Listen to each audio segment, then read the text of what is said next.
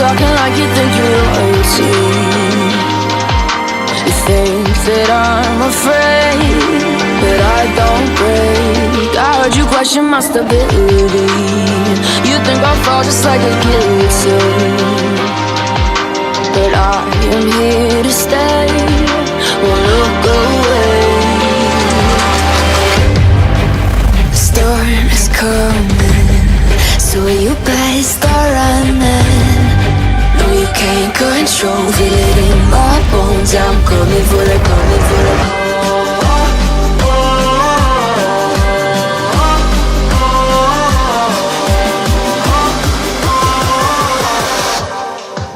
I'm coming for the throne.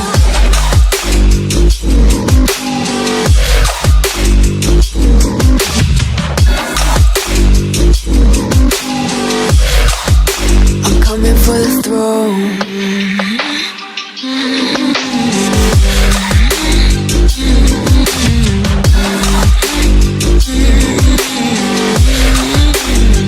So you wanna be my enemy? You should've known I'd never kiss the rain. Ice runs in my veins, won't play it safe. I don't belong with your nobility. Who died and made you king of anything? You think that I'm insane, it's your mistake. Kingdoms rise and fall, I've come to take it all. I'll take it, I've come to take it. Kingdoms rise and fall, I've come to take it all.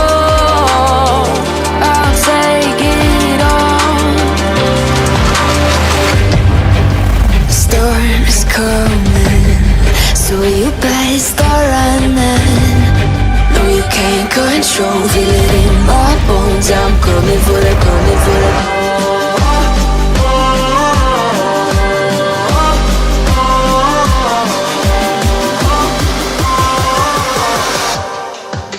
I'm coming for the throne.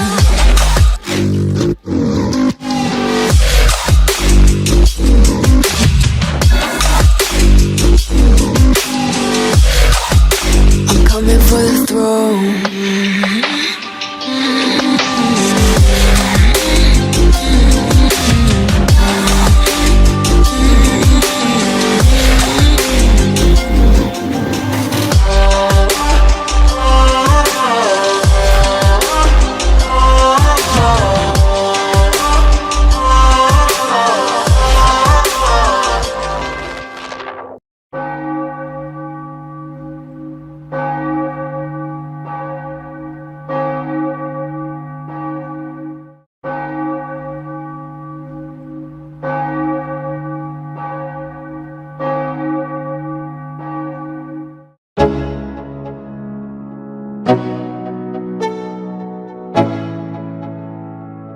Let's go.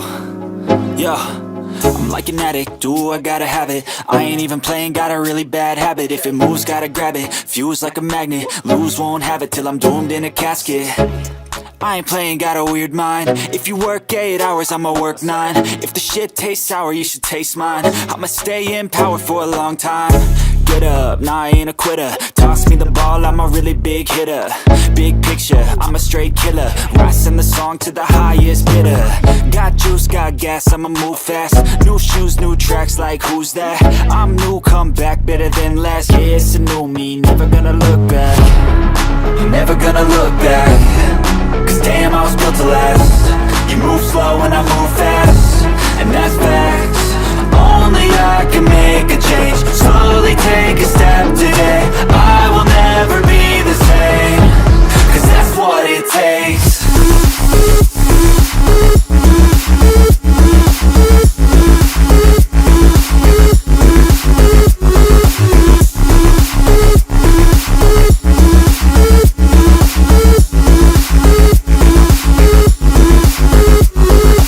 I take shots to the top, I'll get it. I got one life, I'ma do all the way.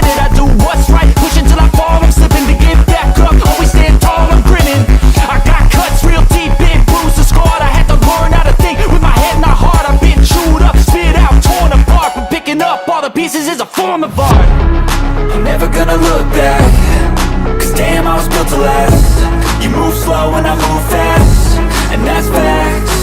Only I can make a change, slowly take a step today. I will never be the same, cause that's what it takes.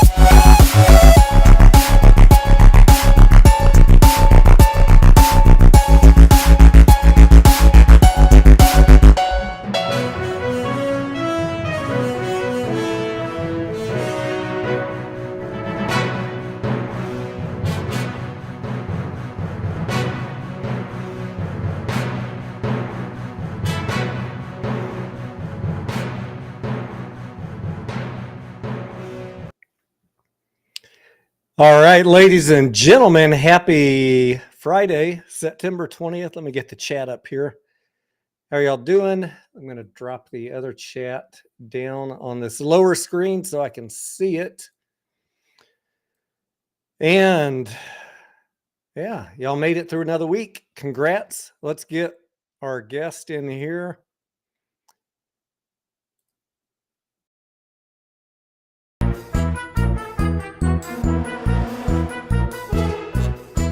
The one, the only monkey tamer, mediocre trader. How you doing, buddy? What's up, bud? How's things? That intro always makes me laugh, mediocre. I like it. Things are going well. Just easing into the weekend. And let's see. We might go see a movie later on tonight when my wife gets home. So we'll just play it by ear on what time we end. And let's kind of go through the week. I think there's maybe a couple of cleanup DD things to talk about, some new and exciting things to talk about, and whatever questions that you guys have out there in the audience. So we're just going to hang out and have some fun because it is Friday. Remember that song, Mediocre? Absolutely. We were jamming the music earlier, weren't we? Huh? What was that chick's name? Rebecca Black, I think. Yeah, right? Yep. Let me grab my phone real quick, just in case. I might have to go pick somebody up. Okay, yeah. Grab your phone. Anya, how you doing? Crazy Carl, what's up? Tank Dog, how you doing? He says, "What the hell happened to AMC that it's been stuck at 5 for a bit now?" That is a great question. Let me move this camera so I'm not off to the side. I don't want to be like all the way over here on my desk. Somehow my camera got spun. Yeah, let me put up the AMC chart and let's talk about that. That is a great question. I see a lot of people asking that question on social media. Share screen. Let's got it. Share daily. All right. What are we looking at? I'm putting up the AMC screen because someone said, why is AMC stuck? Basically, since May in this supply and demand zone. And I would just say to you, this is how I look at it. Honestly, what has changed to make it break out? Nothing. You're right. Nothing has changed. So until there's some news, and I mentioned this on my bond video yesterday, if you watched that all the way to the end, I'm not stressed by this. In fact, you can see right here, I bought some more today. I'd prefer to be buying at 440, but again, not trading advice. I'm not telling you what to do. I'm not making any recommendations. I'm talking about what I'm doing. So all you negative little popcorn girlies out there, quit trying to blame YouTubers for your decisions. I'm talking about what I'm doing, okay? Because you're here watching me. I bought some today at 465. I bought some 2 weeks ago at 464. I bought some a month ago at 420. Why would it run up until we get this quarter behind us? And right now we're at that break-even point where we expect that, the last part of this month will be the profits for AMC. And we don't know how this quarter is going to end. Is it going to be 2.5 billion domestic? Is it going to be 2.6, 2.7? People were hoping it would be 3. I've been telling you guys for a long time, I think it'll come in between 2.4 and 2.6. And I'm still sticking to that. So I think there'll be a slight profit for this quarter, maybe $20 million. And I think that when we see at the end of this month, the final box office, then all of the analysts will go and crunch their little computers and, oh shit, AMC is going to make a slight profit. And we forecast negative 13 cents. We better do a EPS revision. This is how I see it playing out. And so sometime in October, I think you'll see some of these analysts update their earnings, and then they're going to keep their $4 price target. That's my prediction. AMC is going to make positive 8 cents, but we still have a $4 price target because of what? Mediocre. Debt. The debt, Tony. And risk of dilution. That's what they're going to say. That's so right. He's got to prove to the market that they can book back-to-back positive quarters. And every quarter that goes by and every quarter that the box office is better, then you're going to see some of those concerns get minimized, I think. Now, I'm not saying we're going to be stuck at $5 for the rest of this year. I'm saying until the analysts update their earnings forecast in the early part of October, it would not surprise me to see us stuck in this range, because as far as the market's concerned, there's no reason for big money to get behind it, and there's no reason for the shorts to stop suppressing it. And if the shorts are pushing it down and there's no big money willing to fight against them, it's just us, we're like, and they're just like, boom, boom, boom. They got the big money. It's hard for us to move the price. I think that'll change, though, as people start recognizing that this company is going to start booking positive quarters. There's still a lot of not believers out there. What do you think, Mediocre? I've talked too much already. I think you're dead on with that. I think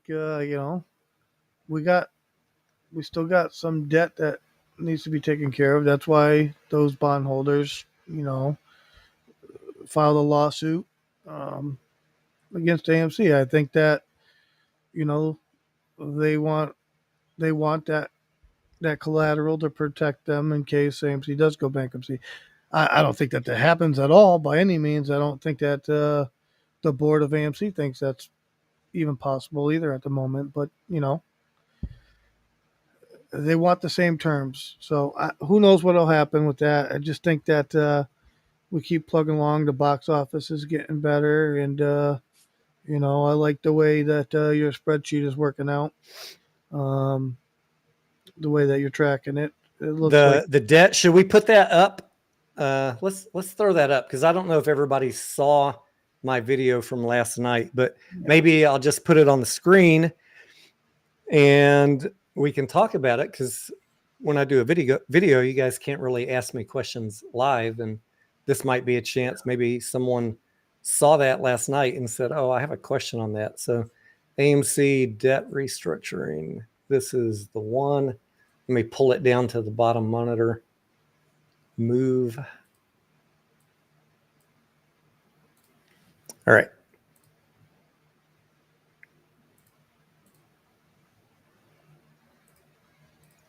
Yeah, that's what I just think that,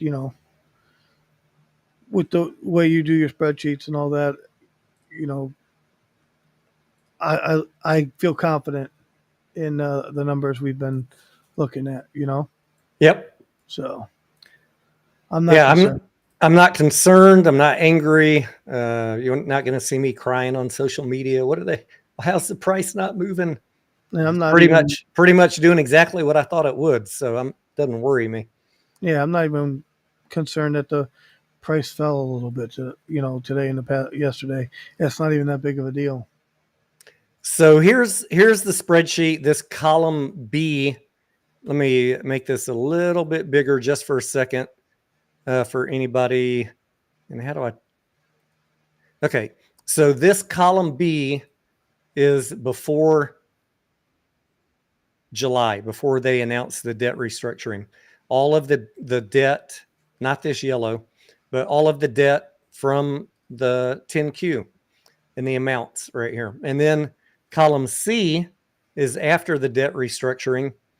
And really what I talked about in last night's video is I think a lot of people thought all of the debt was restructured, but it wasn't. There's still 800 million of this term loan. I think I called it a bond yesterday because I was rushing to get that video out. It's a term loan, essentially the same thing. AMC just pays interest on it until 2026, and then they got to cough up.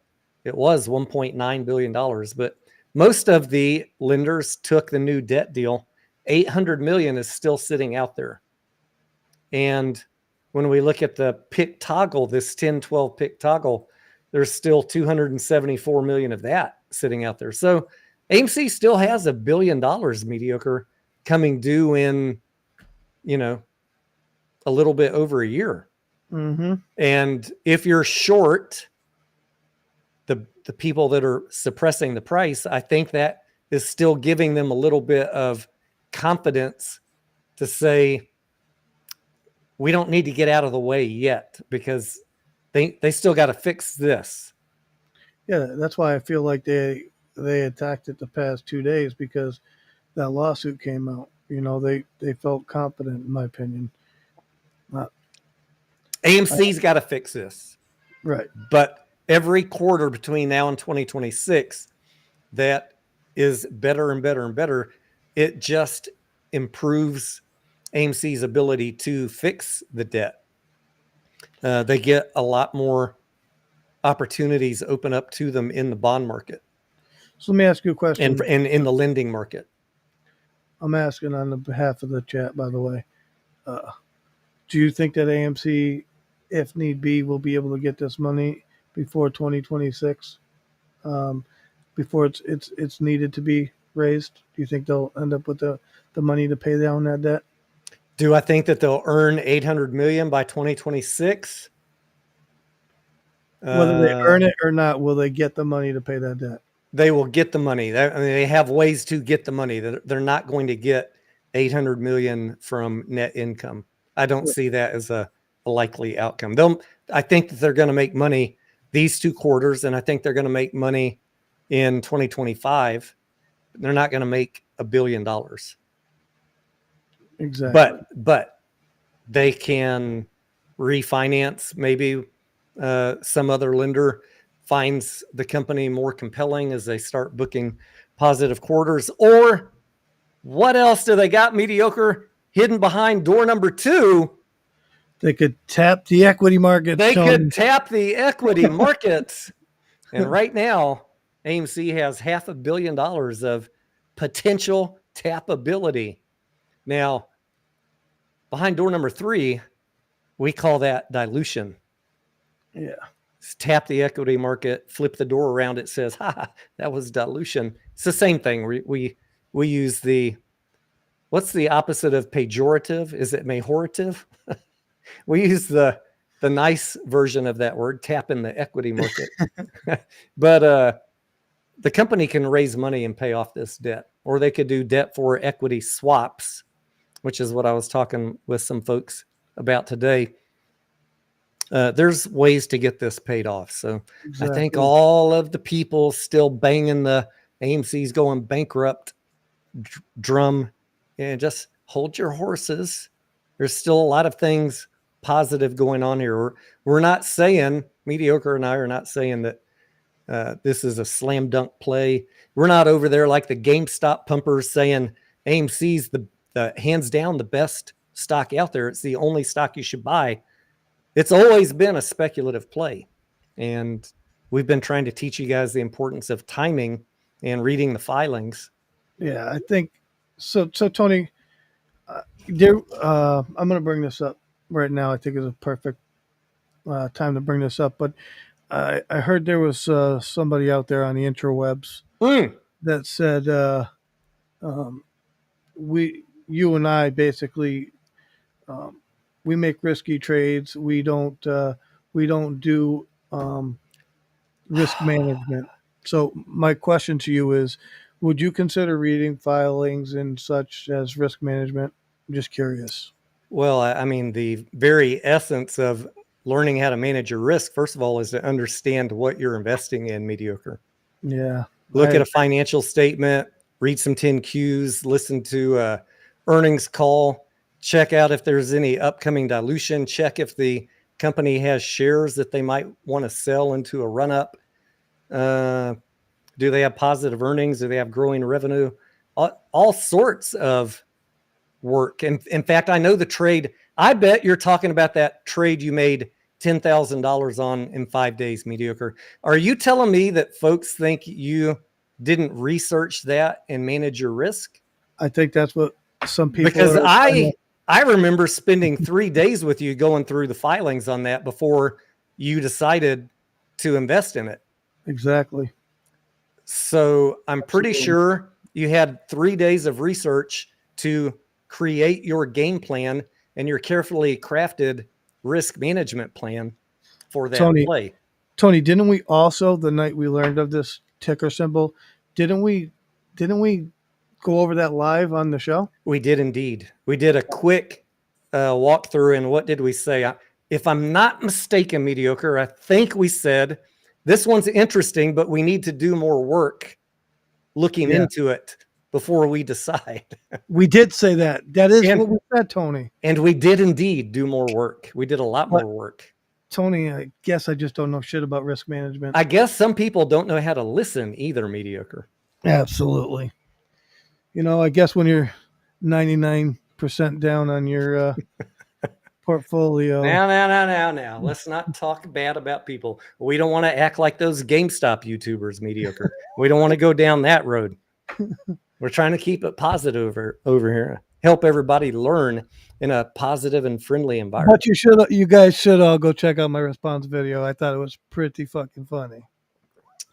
Let's just say between Mediocre and myself and other folks in our Discord, we put a lot of work into researching Lunar, understanding exactly what the upside potential was and the downside risk, and then crafted a plan of where to enter the trade, what strikes to buy, what time, what expiration dates to buy. Tony, Lunar's this week. It was ASTS last week. AST. Sorry, I'm getting my multi-baggers mixed up, Mediocre. Listen, sorry. They're both too much winning. I can't keep up. Atmosphere. Too much fucking winning, Mediocre. I can't keep up with all these fucking tickers. Sorry, guys. I didn't even talk with you about Lunar on YouTube because I don't know. Even when we make money, people don't believe us, Mediocre. Hey, so what's even the point? Why even do YouTube? Or I don't think they really made that trade. Like we're going to come on here and lie to you. Anyways, we'll Tony, just. Did you make any money on Mullen by any chance? I did. I made 7,000% on Mullen in 3 days. Believe it or not. 7,000%. I'm just rounding down. It was 7,000 and something, but yeah. I mean, don't let it be said you can't make money on Mullen. But we'll come back to that. I want to finish talking about your trade, Mediocre, because we talk about the wheel strategy a lot here, which is all right. Yeah. All right.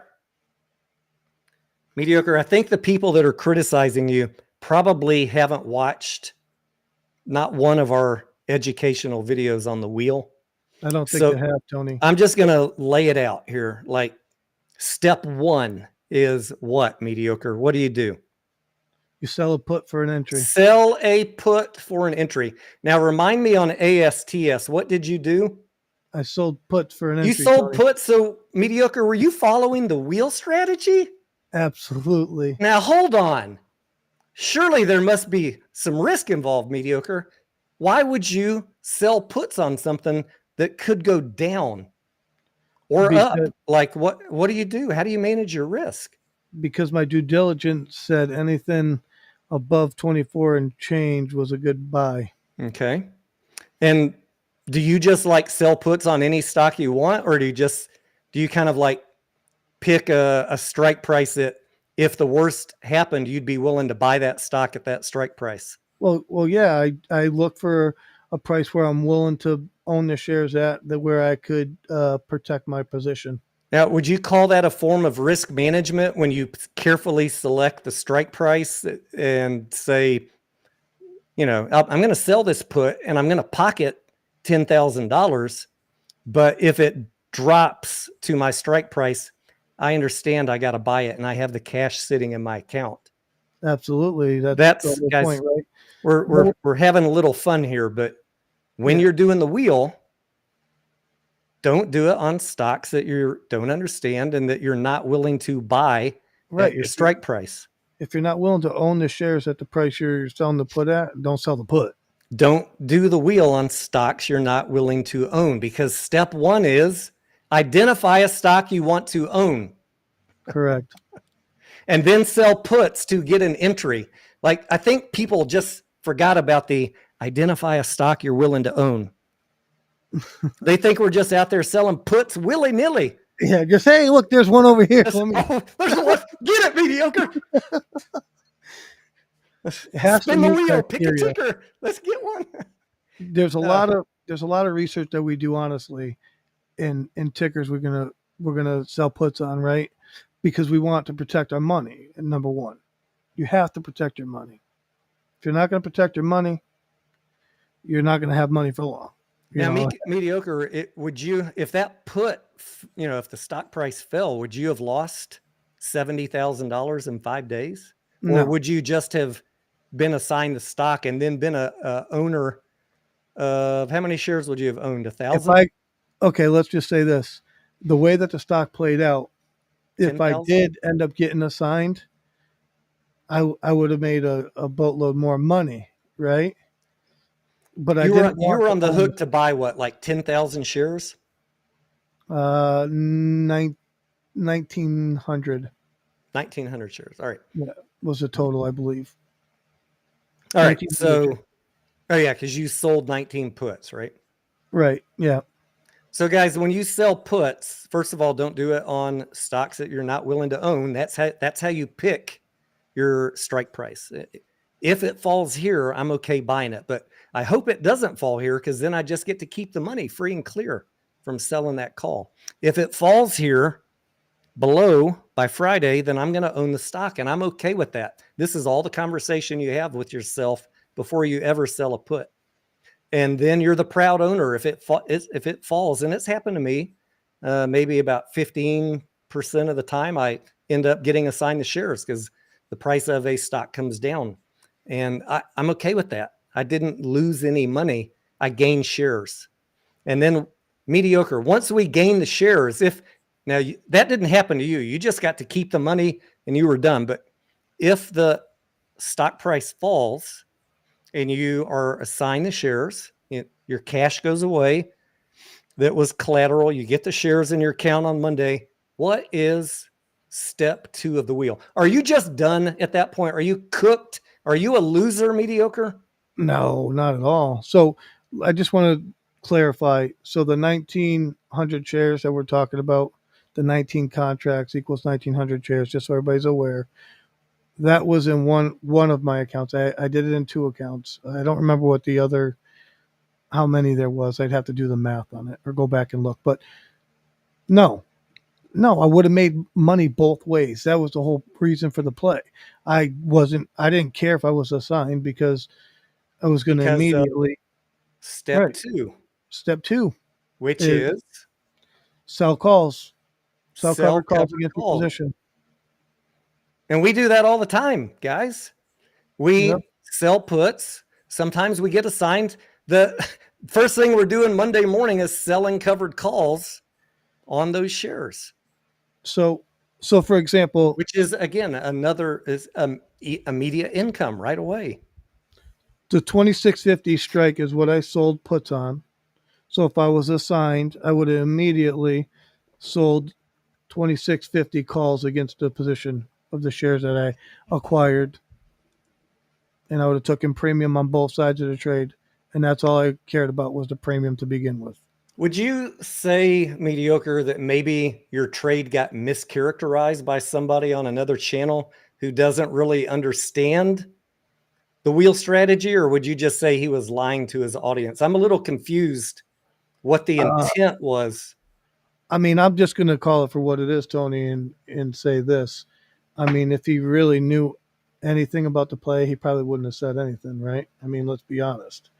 If he knew anything about options, he probably, well, I mean, isn't this the guy who learned options from a AI robot?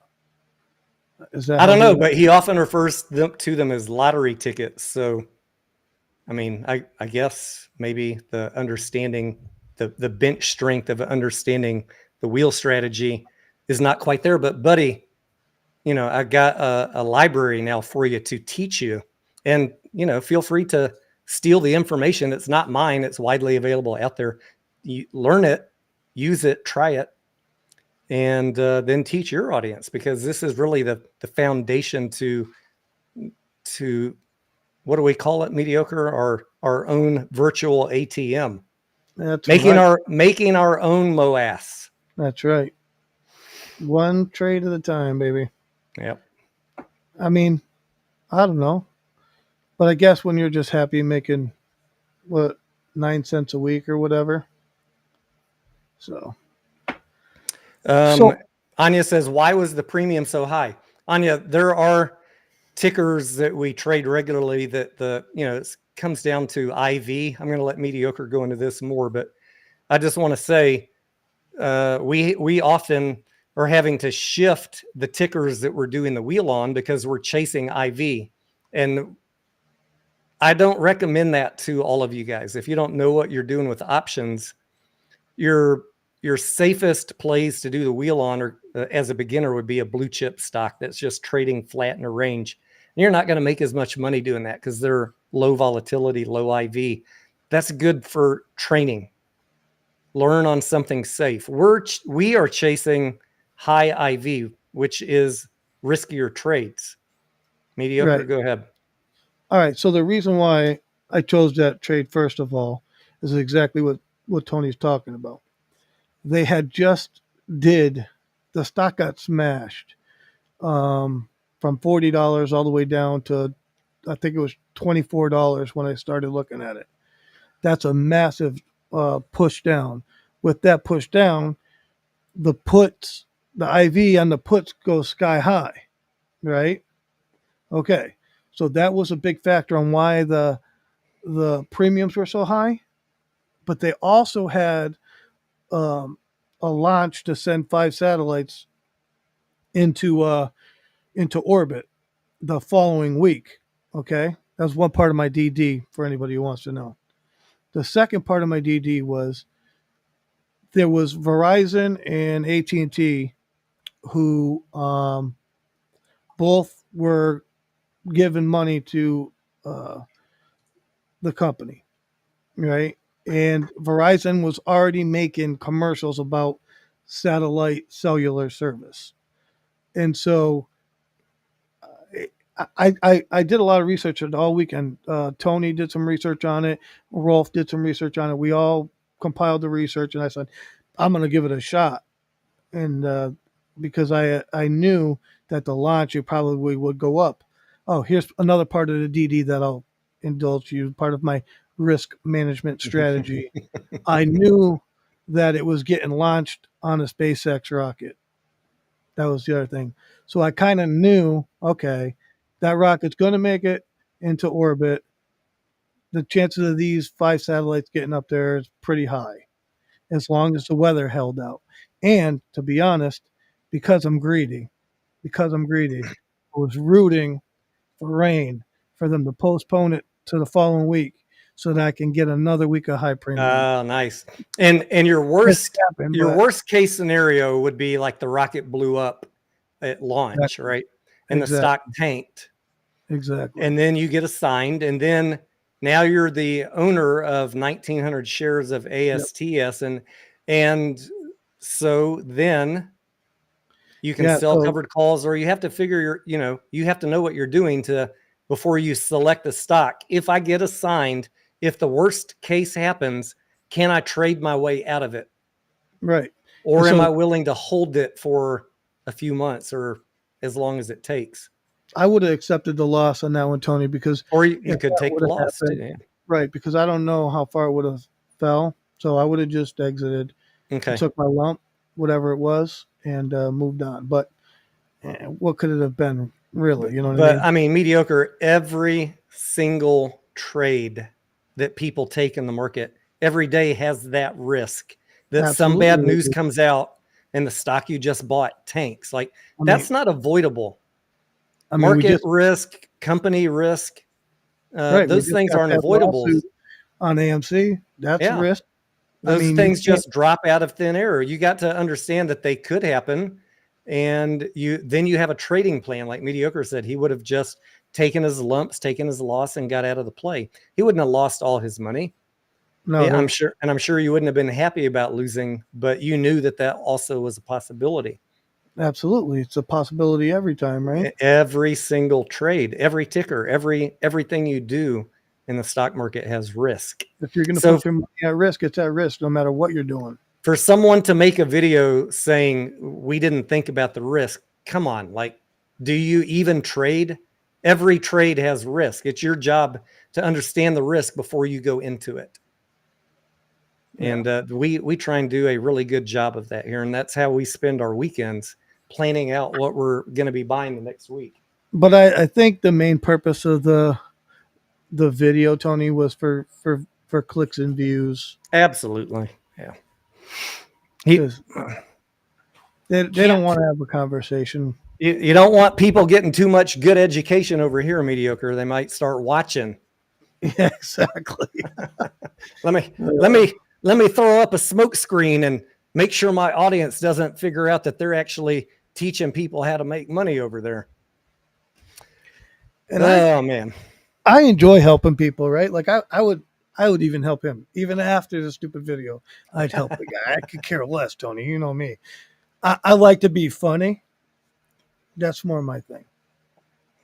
You are a funny guy. I try anyway. Funny looking. I knew that.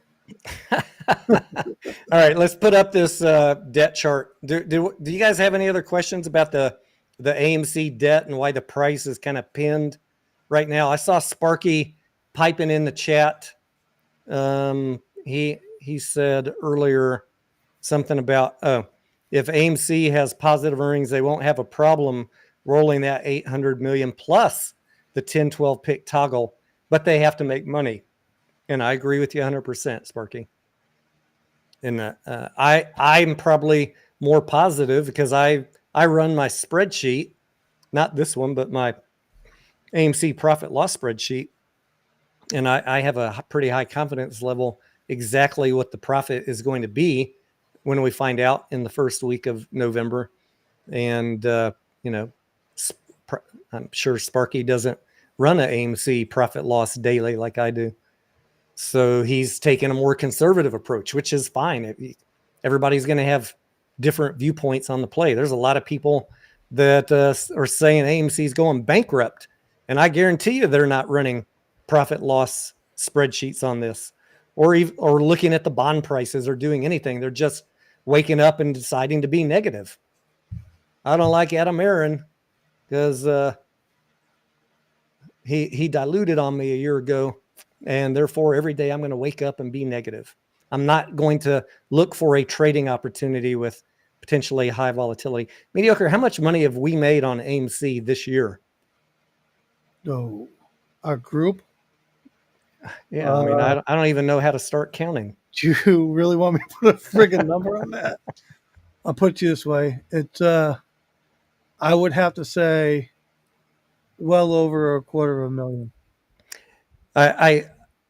I, it just makes me remember mediocre. It was trading in the $2 not too long ago. Yeah. But if I you made put over all- 1,000% profit booked, sold in May. yeah, that's what I'm saying. If you put everybody in the group that we talk to on a daily basis, easily if you put all their winnings. You want to wake up every day and be negative about AMC, wake up and be negative. That's fine with me. It doesn't hurt my feelings. We're over here actually doing the work to make the smart trades. Have the patience, not There you go. trade emotionally, not Right there focus in on chat. That's one of our people right there in chat. Just told you what he's made so far. which one. Turismo. Crismo alone has made $10,000 this year on AMC. Profit booked. So don't get us started with all your negative stuff and your project popcorn nonsense. You guys are not willing to learn. You're focused on the past.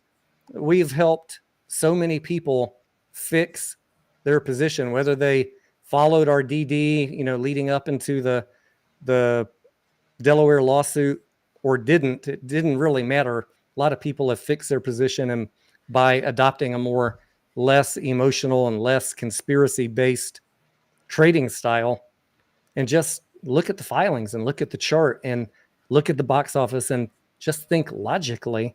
I think they're mad, Tony, because we never really turned our back on the community and walked away. I think that there's a lot of potential for this company, and I don't want to turn my back on people. I want to one by one help people. When you're ready to detach from the cult and learn how to be a trader, you can still be positive about the company.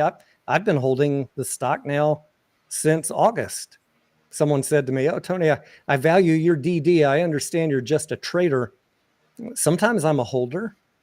I got to get a good entry. And then as long as the stock's trading flat, then I don't perceive a high risk. I'm going to hold. I could hold it at this price for a year. Yeah. It wouldn't bother me. But we had to change our strategy in August of 2023 because the company clearly communicated they were about to massively dilute everybody. They had to. They didn't have a choice. They were running out of cash. That was the whole point of the ape conversion. And so all we had to do was step out of the way for a short period of time and then come back. Nothing about me supporting AMC or wanting to see you guys be successful. None of that changed. Just my strategy of when I do my buys and sells, that changed. I want you all to make money. And for all of you who are so negative, like until you can learn to get out of your emotions, the stock market is not for you. It's just not. All right. Sparky, you got any other thoughts on the AMC, or are you still here about the debt? The 10-12 pick toggle, this bottom one here, mediocre, 274 million. The bottom light blue. We're pretty sure that AMC is going to try and take this out next. And they're probably, there's a couple ways they could take this out. They could do open market purchases. They could do debt for equity swaps. And then we have these other small subordinated debt, small amounts, 5 million, 98 million, 51 million, 125. Those could easily be taken out with profits generated over the next 3 years. See the expiration dates here? Yep. So I'm not worried about any of these. This is the one that we need to focus on as traders. Like if I'm worried about something, this 800 million is the one that my risk management radar is saying, don't take your eye off the ball here. Make sure you know what's going on with that money. How are they going to pay it off? Now we got a lawsuit, so it's going to be very obvious to us all what's going to happen. I don't know the outcome. Can't predict the outcome, but we're all going to find out together how this is going to be taken care of. All this other stuff down here, not too worried about it. And I just, unless there's another from China, I don't see this company going bankrupt. Not in the next 2 years. The forecast is good. And then the next thing that people say is, but Tony, they're never going to make enough money to pay off $2 billion. Okay. Maybe you're right. Like by 2030, are they going to make $4 billion of profit? Probably not. They don't have to. This is the biggest dumb shit stuff that I hear out of the GameStop channel. They're never going to make enough profit to pay that off. You don't need to pay off your debt. Let me ask you this, Tony. You need to be able to service your debt. Almost every company out there has debt. Do you hear people whining about them going bankrupt because they have debt? It's the stupidest fucking GameStop YouTuber talking point running right now. It's like if I lent you $10 and then I charged you had to pay me 50 cents a year until you paid off the $10 and you never paid off the $10. You know what I mean? Would that 50 cents a year make me go bankrupt? No, because I can make more than 50 cents in a year, mediocre. I could just do 20 or 50 live streams and I might make 55 cents. And I'm going to make more than $10 if you keep doing that. You know what I mean? I mean, they don't care if you ever pay the debt off. Right. Just pay the loan amount you're supposed to pay. That's all. For all these dipshits pretending they're financial experts over on the GameStop channels telling you because the company has debt or they have negative retained earnings, these guys don't know what the fuck they're talking about. And they ought to just shut up, because the more they keep saying it, I just keep on getting more and more clips to put in my clown video. Once this company starts making profits, negative retained earnings, irrelevant. Amount of debt, irrelevant. The only thing that is relevant is what is the maturity date of that debt, and can you service the debt? That's a valid concern. Right. You need to have positive income. So that means you're covering all your bills, you're covering your interest payment, and you're putting a little cash in the bank. If you don't have that, then you're going to go tap that equity market. Now, you're gonna get diluted. Making enough money to pay down the debt too, right? Yeah. I mean, if things get better in 2025, 2026, then you can start chipping away at this debt slowly. But you could roll that debt for decades if things are improving, and just keep chipping away at it. Exactly. Most businesses borrow money. That's how they grow their money, right? It's one hand washes the other. They make money and you're making money with their money. Business, AMC is making money with that money to keep their business going. They're not profitable yet, but the goal is to become profitable and not lose all their assets that's making them the revenue they're bringing in, right? You know what's actually not a great strategy, mediocre? Holding on to cash and not doing nothing with putting all your cash on your balance sheet and then saying we've got a great book value, and never mind that we don't have any return on equity, never mind that we don't have any return on assets, never mind that our EV to EBITDA ratio is horrendous. Yes, I'm talking about GameStop. Never mind that we have a completely whack PE ratio because we have no earnings. They don't want to talk about any of that, these GameStop pumpers, because it's very inconvenient, and the veil of the lies that they're throwing at you falls apart real quick if they dare talk about that.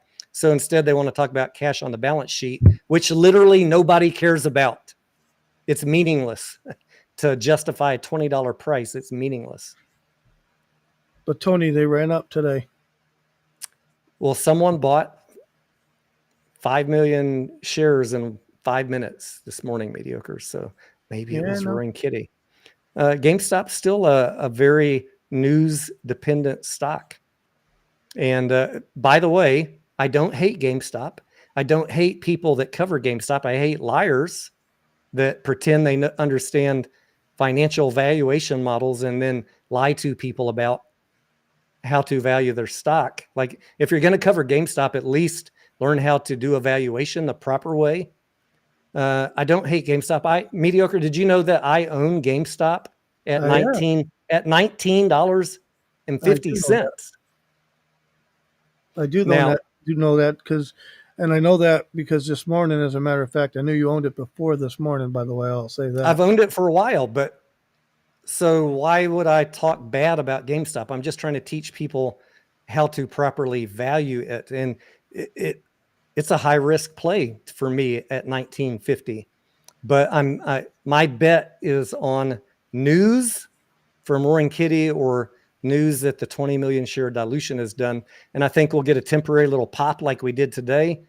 I probably should have sold today, but I think it has potential to go a little bit higher. So I did not sell today. Well, I'll play it by ear next week. And I have a stop loss in at $19 because if it starts cratering, it could go 18, 17. I don't think it's going to, it's not going to go all the way back down to 10 or 12 bucks because they do have $4 billion. I mean, yeah, they got a lot of money. That money does not give you a justification for the price, but what it does is it provides a scare factor to the shorts because Ryan has, he has ammunition to announce something. So even though any fundamental person can look at GameStop and say, there's no way we can do any normal analysis and say this thing's worth more than 12 bucks.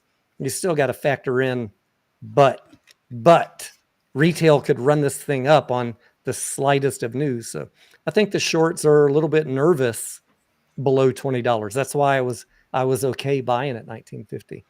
I don't hate GameStop. I just want the most risk-free entry possible. And so I will continue to share my DD. And if it drops below 19 bucks, then I'll adjust my price target and rebuy at a lower price. It's just a trade for me. I'm not gonna marry the stock. I'm not gonna tattoo it on my body. I'm just trying to buy low, sell high, rinse and repeat, make money. And I've been doing that. I've been doing that very successfully with GameStop for 2 years running now. You don't want a sleeve of GameStop tattoos, I Tony? don't. No. Why not? Maybe Rivian, Oh man. No. I'm going to get a tattoo one of these days, Mediocre, but I haven't figured out. I've been thinking about it for about a decade now. What do I want? And I'm certainly not going to rush off in a midlife crisis and go get a public traded company tattooed on my body. Although it does make a good gatekeeper check, Mediocre. Mediocre, do you have AMC tattooed on your sleeve, on your arm? No? Oh, no? On my butt Then cheek. get out of here, punk. You're not qualified to talk about AMC. I mean, it is comedy gold that's now the threshold that you must meet. If you don't have a tattoo, you're not qualified, punk. Stop talking fundamentals, Tony. You're making too many sense. Let me just stop you right there. Do you have a tattoo? Did you hand out some trading cards on the beach? Then shut the fuck up. You're not qualified, Tony. Oh, Joan. I don't know. Jim Eagle says an obscene amount of calls went into GameStop, so Gamma is on the table. Beautiful. That's what I'm here for, Jim. That's what I'm here for.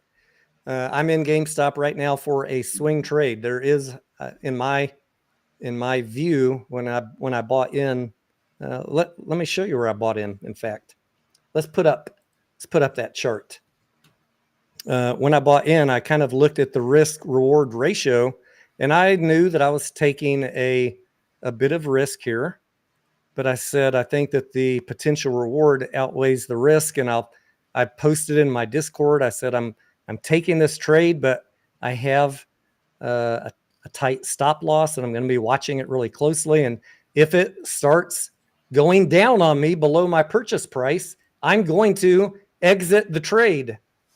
I'm not going to ride it all the way down. I'll just wait for it to bottom out and rebuy it. So 9/11 is when I bought in mediocre, this day right here after the earnings.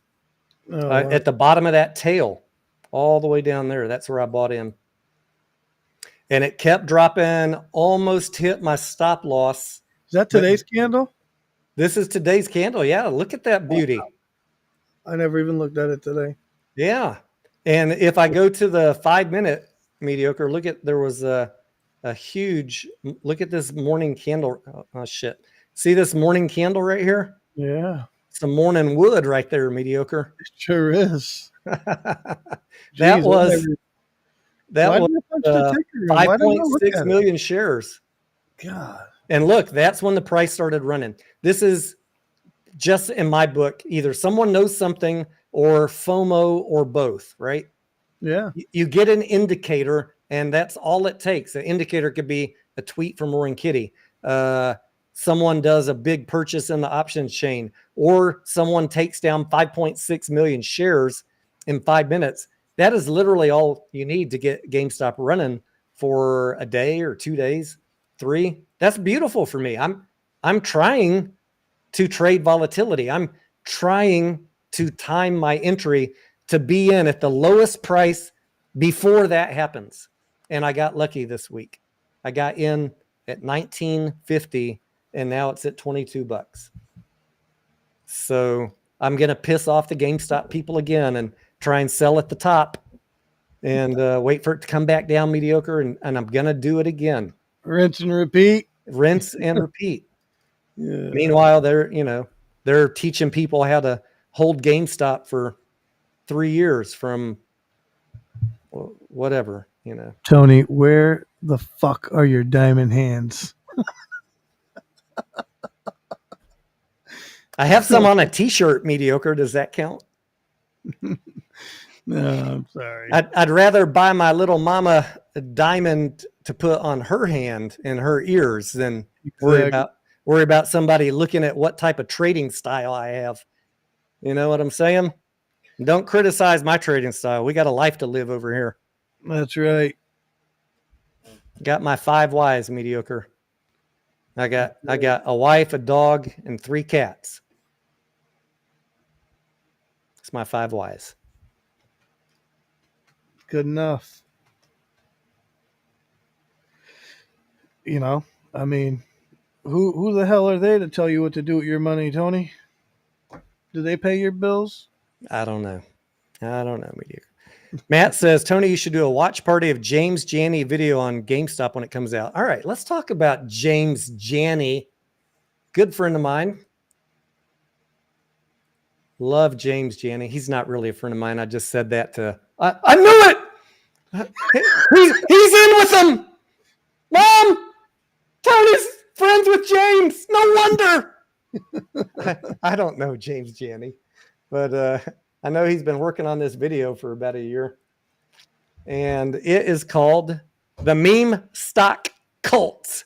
You can go to his Twitter. It's called, at James V. Janney. Look, we even got a guy in a mask. We got people with blacked out profiles because they're scared of getting doxxed.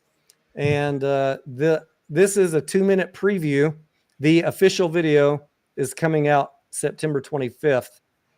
James has been working on this video for a year. And he's going to talk about GameStop. And then I think there's a part 2 coming out a week later that is going to be talking about Bed Bath & Beyond. So I'm curious to see it. And mediocre, you and I were talking about this earlier, about is GameStop a cult? What are they doing with the whole buy and hold thing and lying to people about how to properly value the stock? And we were just kind of like talking and agreeing with each other that we don't hate the stock. I like trading it. I like understanding it. I like reading the filings and looking at the charts and trying to outsmart the shorts. Exactly. Get in cheap and and take a profit, then rinse and repeat. And I can buy more and more every time. But the one thing that I won't do is lie to you about why book value is important, or lie to you about any of the other nonsense that some of the GameStop people talk about. Now, there are a couple of good GameStop YouTubers. Richard Newton, I think, is, he has a good balanced viewpoint. He gets into a lot of the conspiracy stuff, which is fine. I got no problem with anyone that wants to cover conspiracy stuff. That's your prerogative. I don't care. And what's that other guy's name? The kid, the blonde haired one. Anyways, he's pretty reasonable too. And they seem like nice people, like genuine people. And then you got the more extreme ones that have built their culture around bullying and lying to people and about people. And those are the ones that I don't really think are contributing positively to the retail community. When you're lying to people about how to value a stock. But anyways, hopefully, no matter what type of YouTuber they are, or which one of those communities you participate in, I want to see everybody succeed. And if I didn't, I wouldn't be talking to you about how I'm trying to get the lowest entry possible. Not because I want it to fall. I want to buy it, but I want to buy it cheap. So I'm going to share with you my DD. If that hurts your feelings, that's too bad. I'm telling you where I'm going to buy, literally. And for some reason, they get mad at me. Tony, how do you buy shares cheap? Tell me. Patience and DD, mediocre, and not listening to conspiracy theorists. I'm going to tell you guys a story. This is 100% true. And it pisses me off. And it's on AMC. I'll be like, oh, I think this is a good spot to buy. The stock will be, it doesn't matter what the price is. I'm just going to say, but I'll say, oh, I think this is a good spot for me to buy. I'll tell Tony I'm buying right here. Tony will be like, no, I'm waiting. And I'll say, man, Tony, I don't think it's going to get there. This happened more than one time, I'm telling you guys. This fucking guy gets a better entry than me. And I'm like, oh, God, you don't know how I like to be the bottom guy. It drives me nuts. I don't always get the bottom entry. I mean, I'm trying to time it, but sometimes I miss it. But Tony, you've gotten several better positions than me, just being more patient than me. And I'm pretty patient, I think. Yeah. I mean, and sometimes I miss it completely. Sometimes it doesn't go down as far as I was thinking it was going to. And then it skyrockets back up. And that's okay with me. Like, oh, I missed that one. There'll be another one. Just be patient for a few more weeks or months, and it'll come back around unless the valuation model changes. But Tony, people think that if they don't catch it right then and there, that they're not going to make any money. Yeah, well, I don't agree with that. I mean, the fear of missing out is real. Yeah. They don't understand, like, there's a gazillion fucking stocks in the market. I'm just, I'm trying to share some mindset stuff with you guys. It's okay to be patient. You don't need to buy GameStop every day.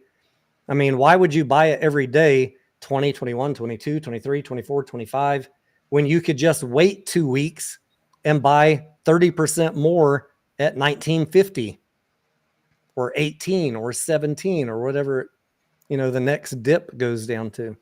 Here's the truth, you guys. I really like AMC for a lot of reasons. I'm not going to tell you the main reasons, right? The main reason is we know the box office. We can get the information on the box office, right? You could do spreadsheets. You can calculate if they're going to be profitable. You can do all that stuff, okay? Which gives you, in my opinion, an advantage over somebody who doesn't follow it as closely, okay? So for me, I have no problem leaving AMC and going into a different play, making some money over here and coming back to AMC, because my due diligence tells me that, it really shouldn't move that much. And if I miss a run up, let's say Roaring Kitty, for example, makes the thing spike way up, I know based on all the information I just told you, it's probably overvalued and it's going to eventually come back and I'll get an entry. It may not be the exact spot that I was in or whatever. That's fine. It shouldn't matter because I was making money over here, right? So, but if it doesn't move, I'm in a better place because I wasn't just sitting there idle with my money. Mediocre, is it fair to say that we don't hate any stock? We just hate paying too much. Exactly. You know, I want to make money with my money. I don't want And to sit here and hold it. What's the point of holding it if you hold it and it never moves and you didn't make anything, but you keep putting money into it? Like, what's the point? in economics, that's what we call opportunity cost. You're sitting on your money. It's not working for you if you're not buying low, selling high, really understanding the play honestly to yourself and your friends, learning how to properly value the stock so that you can better figure, what could it fall to? What's the best possible entry I could get on this stock? It's not that we hate the stock. We're trying to understand how the market is looking at it so that we can buy at the best price. And the So thing is, just because I give you a price target you might not like, it's too low for you. I'm telling you where I'm going to buy. yeah, neither Tony nor I are trying to convince you of anything, right? We're just giving you our opinion. This is what I do and what works for me. It doesn't necessarily mean it's going to work for you, unless it could work for you if you put in the effort, right? You have to put in effort. I'm not saying that you're not putting in an effort. I'm just saying in general, right? But I'm not saying, "Oh, follow me. Look at I got a way to." No, I'm not doing that. This is what I'm doing to make money for myself. And What we want to do is encourage you guys to put in more time and exactly, learn besides just reading Reddit and getting excited because Ryan Cohen tweeted an ice cream cone. yeah, it's funny ice cream going. Just saying. I know. That's cool. That's cool and everything, but you could probably spend a little time learning how to properly value a stock and figure out, I can go make money on this play and this play and this play while I'm waiting for GameStop to come down a few dollars, and then I can buy GameStop because I already know what the proper valuation is and where a more risk-free entry is. I used to be part of that mindset with you guys. I was there, believe me. I did not want to sell my AMC. The squeeze could happen at any time, and I regret that now, right? And you may not, and that's fine too. I regret it for myself because I left so much money on the table, and I have a family that could have benefited from that money. And had I had that money today, I would be making more money. You know what I mean? And I've always been a trader even before AMC was a thing. It's just that I wanted to believe in the movement, and the movement was great. The problem I have with it now, I'll just tell you, is at that time the government was giving everybody money. So everybody had the money, which basically overpowered short sellers and such. That is not the case today. That's my opinion of it, by the way. And I'll just leave it at that. We already went over AMC earlier. I went over, so I'm holding AMC and GameStop right now at what I think are pretty reasonable prices. I don't have a stop loss in on AMC because I don't think there's not a lot of downside risk. I don't have a lot of liquidity needs right now. I don't think that I don't see a high risk for ATM. There could be some more debt for equity exchanges, but so I'm just holding and waiting for this quarter to be over, and then maybe analysts upgrade their EPS estimates. GameStop, I have a stop loss in at $19, and if it falls below that, then I'll watch the chart, and even if I got to buy later that day, or the next day. That's fine. If it keeps going down and bottoms out, I'm okay hopping back in. Let's talk about Mullen mediocre. That'll be a fun one. Throw up the So monkey tamer comment there. the monkey tamer. Ape, If you want to be, we'll listen to these guys. Are you tweeting yourself in the chat? that's not me. That is not Monkey me. tamer, ape heavy. We did end up becoming ape heavy towards the end of 2023. When it's funny, when that phrase got coined, mediocre, I was not ape heavy at that point, but I did eventually go ape heavy. I forget who made that term up, but It was the Project Popcorn people. They were accusing us of talking about the arbitrage play because we were heavy on ape, and we weren't at that point. But the more DD we did, we were like, oh fuck. If we don't, the next time these things get wide apart, if we don't sell our AMC and move it into cheap ape, we're going to get fucked. I was buying ape at the time a lot, right? Yeah, Like, we were buying ape, but we weren't like all in on ape and no AMC. We had both. AMC position at the time, is what I'm saying. But I wouldn't buy AMC at the time. I would only buy ape, and we were still doing due diligence. But the due diligence, right. Let's talk about Mullen. Let's do it. So they just did another 1 for 100 split, and mediocre. It after the split, it was at 17 cents when we started looking at it last week, and we went in and bought some, guys. We're going to talk about that in a second because you're going to laugh at this fucking story. We went in and bought Mullen at 17 cents, and then it fell to 12 cents.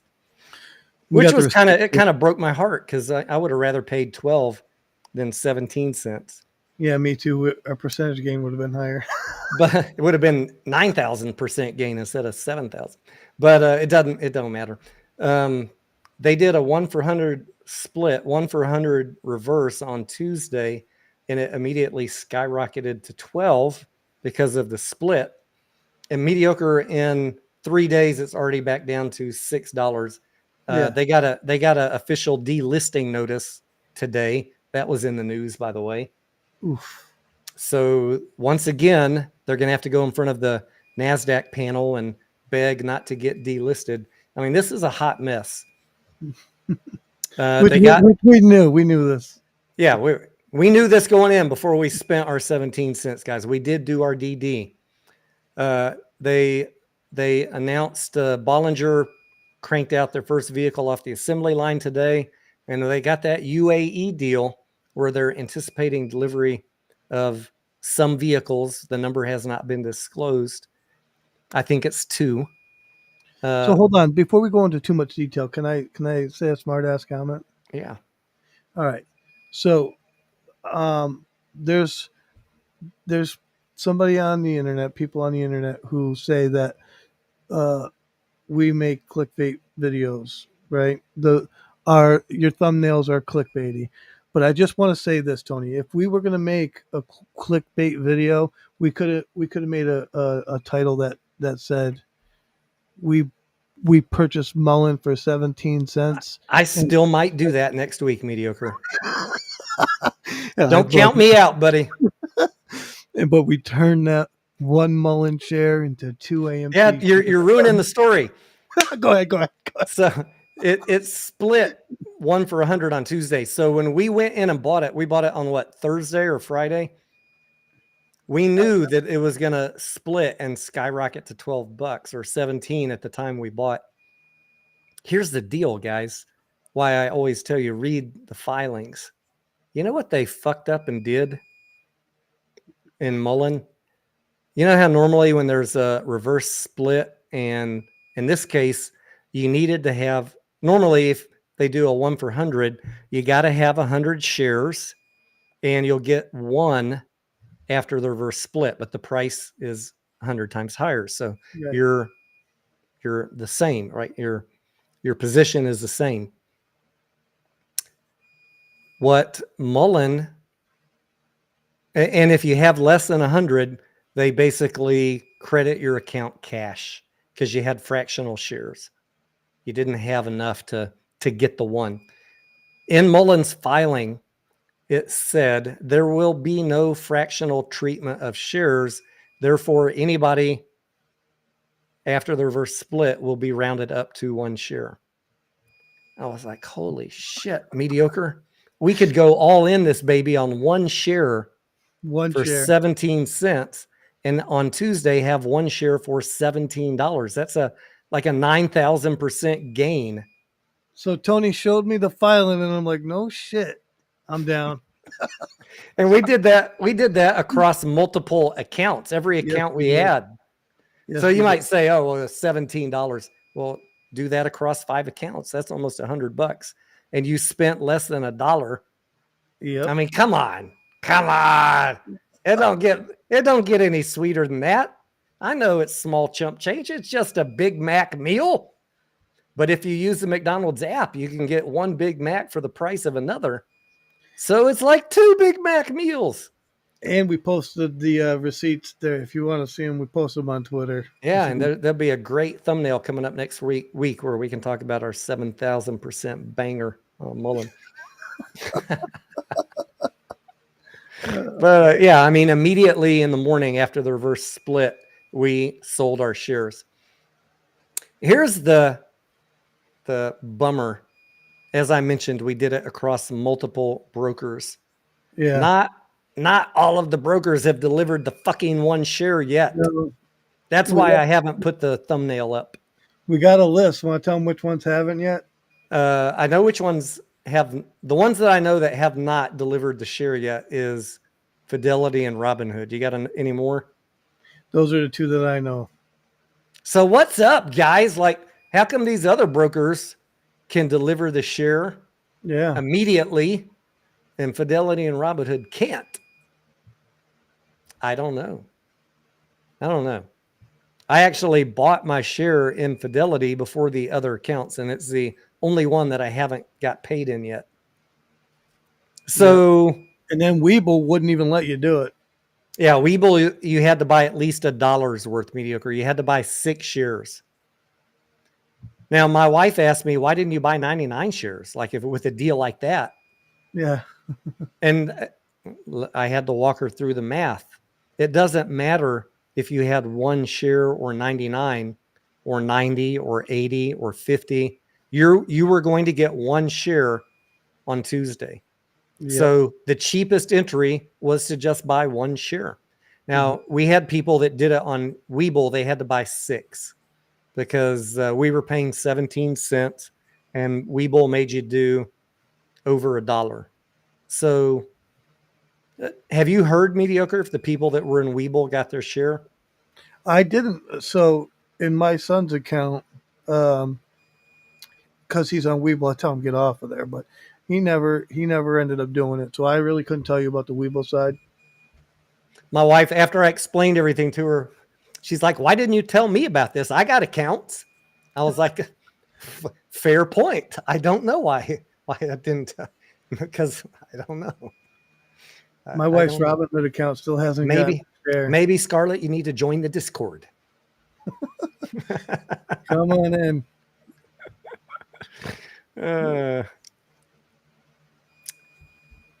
Other than that, Mullen's trash, guys. It was just a funny trade. It was. And we're gonna. I talked to Rolf Mediocre about setting up an AI bot to scan every 8K for reverse splits, and then do a sub scan for how they're treating fractional shares. Because now that we know about this little trick, we need to scour every company that's doing a reverse split, like a free little dividend. Yeah. A splividend. There you go. It's a split dividend, a splividend. S2002 says, what is your price protection for GME and a prediction or protection for October? I don't really do price predictions because then somebody's going to blame me. But we can look at the chart. I can show you the supply and demand zones. I think that once the analyst, I said this earlier, and I've said it in the Discord and many people over the past week. I think that in October, once the box office is complete for Q3, that the analysts will not want to be embarrassed in November by all having negative earnings estimates. They all have negative right now, and I don't think it's going to be negative. So I think that in the first couple of weeks of October, you'll see all the analysts quietly upgrade their EPS estimates for AMC, and then you might see the price move up a little bit, unless they say, "Oh, well, yeah, based on the great box office, we think AMC is going to make 8 cents a share, but we still have a $4 price target because of the risk of dilution." Then if they say that, I can't promise you what's going to happen with the price. So I want to tell you guys, we have a secret trading group, and I asked, I'm sorry, that was a funny video. Anyway,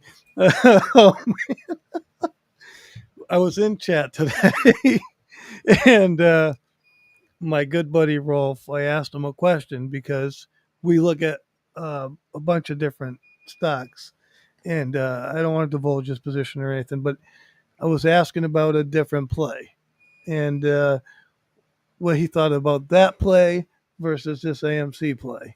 Okay. And the reason I asked him is because I wanted to get his price target out of him. And so basically, I kind of asked him what his thoughts were on his price target for AMC, which I'm not going to tell you guys because it's not, that's for him to tell somebody if he wants. But anyways, what's funny about it is it was the same price target I had come up with for myself. Tony, you want to add to that? Who was it that you were talking to? Rolf.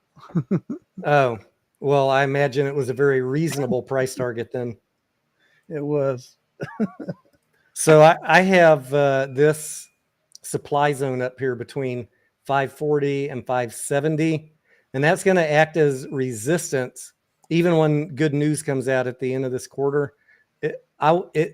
We need to see it push through this, and then I think it could go up and set a new level up here potentially. I'm not pointing at $10, by the way.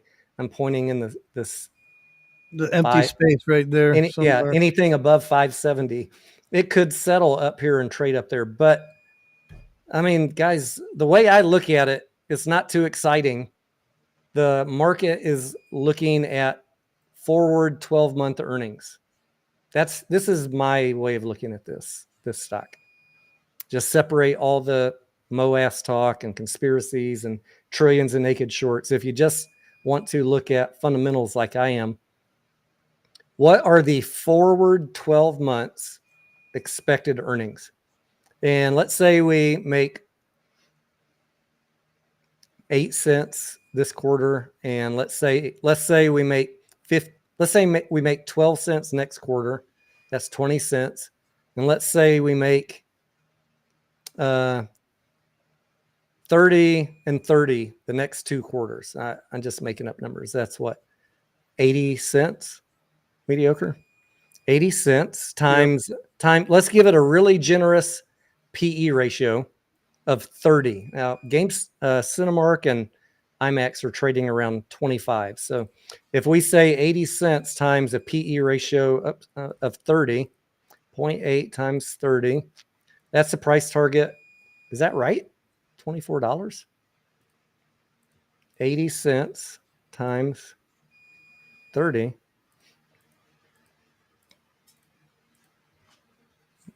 Well, mediocre. That would give you a price target of $24. Well, if however they make 8 cents for 4 quarters, now you're at 0.08 times 4, 32 cents times a PE ratio of, let's do a rational PE ratio of 25. You're at a price target of $8.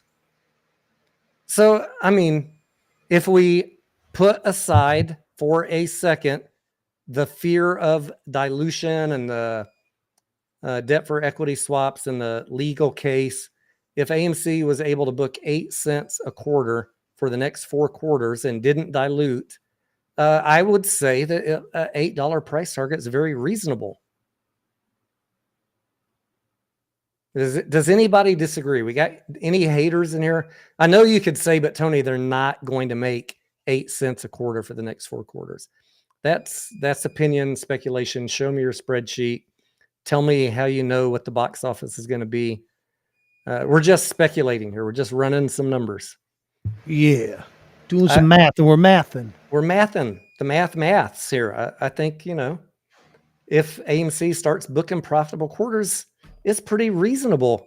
The risk to reward is pretty good right here, I think. For me, I like to speculate, mediocre. If you're going to cry because you lose your money, don't fucking play in money-losing stocks that have risk of dilution. That's not your playground. Go to the blue chip playground. Go over there to the ETF index tracking fund playground. You won't have to cry. Over here, there could be some crying, but the only person to blame is because you hit your own self in the eye. Nobody punched you. All right, so we saw mediocre right there, a wide range of price targets, $8 to $24. I mean, I don't know. You tell me a box office number, I can tell you what the earnings will be. And then just multiply that times 25. That'll give you a very simple back of the envelope way to do your own price target.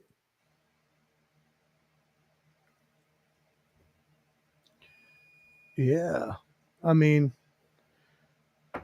what is the beeping? Yeah, I hear a beeping too. I think it's something in my house. Me? I'm going to refill my beer and I'm going to check and see if I left the oven on. I'll be right back. I'm going to thank Broke Ape again for that ticker symbol, ASTS. Thank you again, Broke Ape. I really do appreciate that. And you're a member in the Discord. You can jump in anytime. And what's up? Let me see what else we got for chats here. Go look at some chats. Well, load up, chat. That was me, mediocre. That was my oven. Oh, was it? What are you making? Well, I cooked some food before the live stream instead of waiting till midnight to eat. You know how I often do.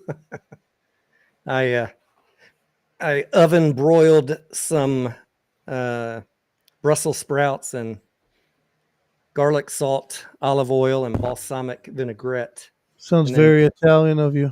And then mix that up with some sauteed chicken. Diego Sanchez says, "Oh my God, I thought that beeping was from my house."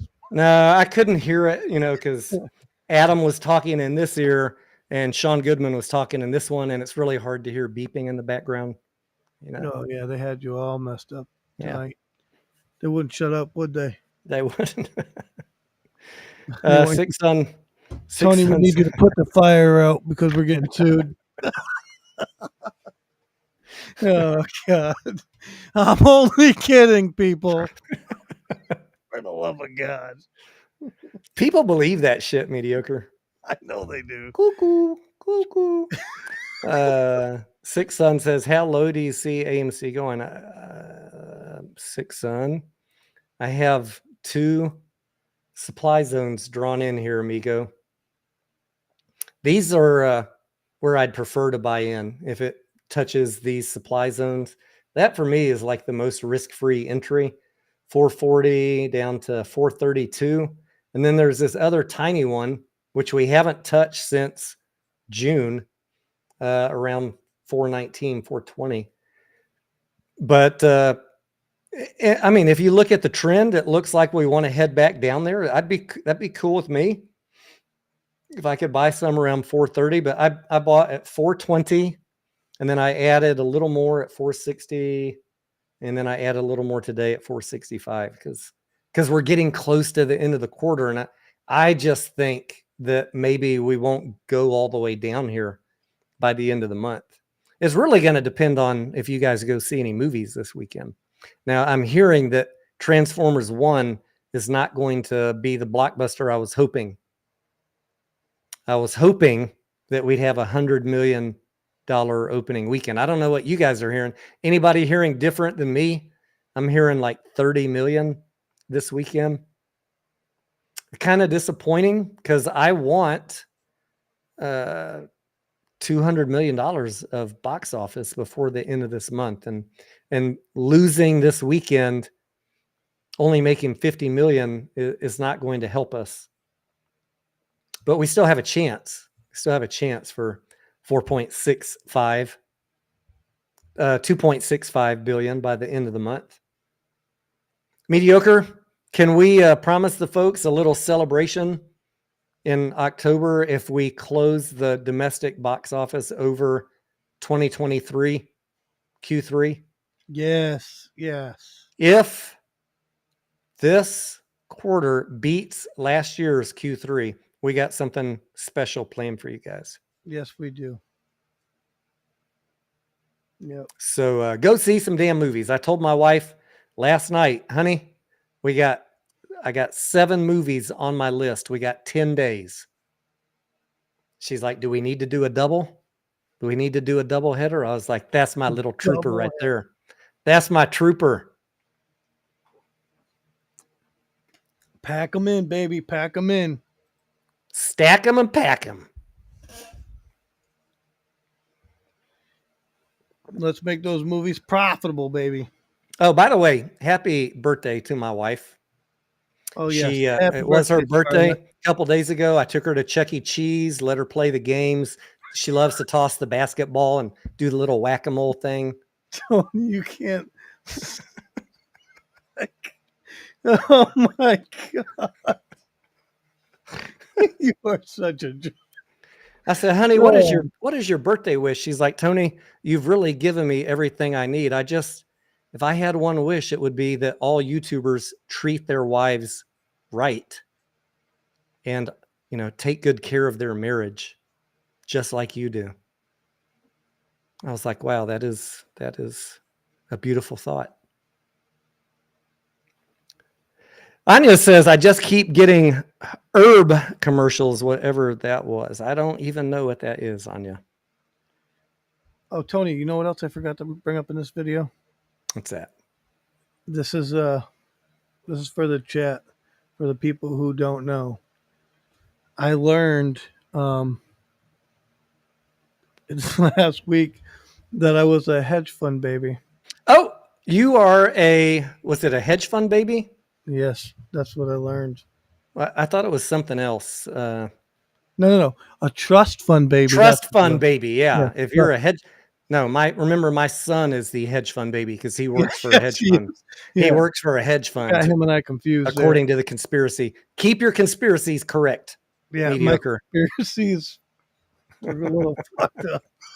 My son who's a college student, apparently works for Citadel or some bullshit. Yeah, not me though. I'm not you. You're the trust fund baby. Now, what is a trust fund baby, mediocre?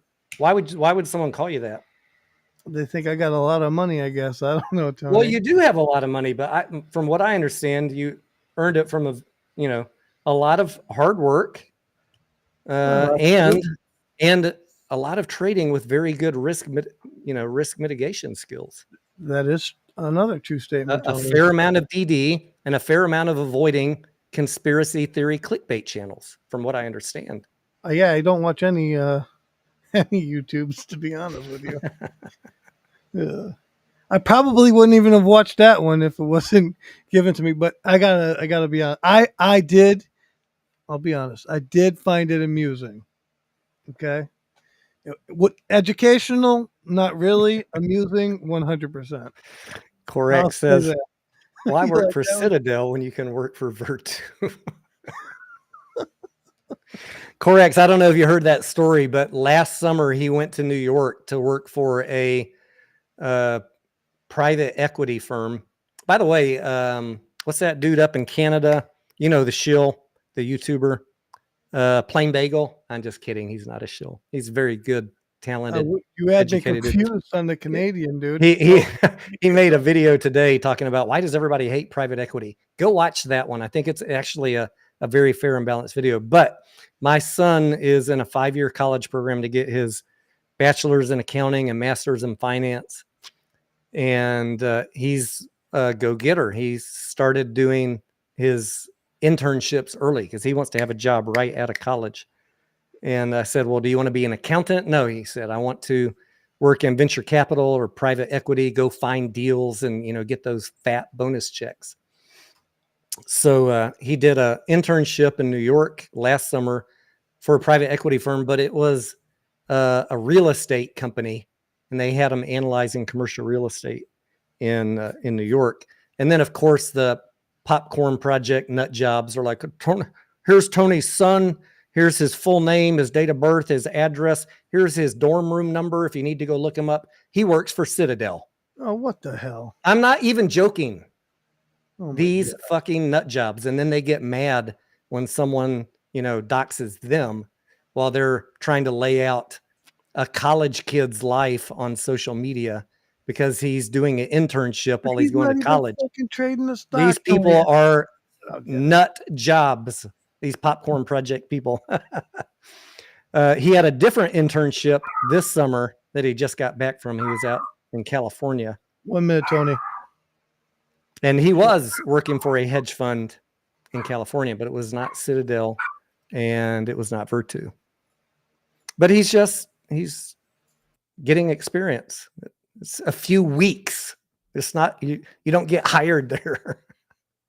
It's padding your pre-job hunting resume. Look, Correct says, I bet it is a good video. Plain Bagel makes good stuff. Everybody should watch him. Yeah, people sometimes ask me, who do you watch, Tony? And who do you recommend? Plain Bagel is a great channel for no nonsense, teach you real shit type stuff. And I like Patrick Byrne too. Is it Patrick Byrne? What's that British guy that does all the finance videos, Corex? Oh, and a Noisy Corex is a good one too. But he sometimes doesn't like meme stock, and he might hurt your feelings. So be careful. You should bring him on, Tony, if he wants to jump in here. Patrick Boyle, thank you, Corex. Corex, you want to come on and say hi to the folks? I'll toss you over an invite.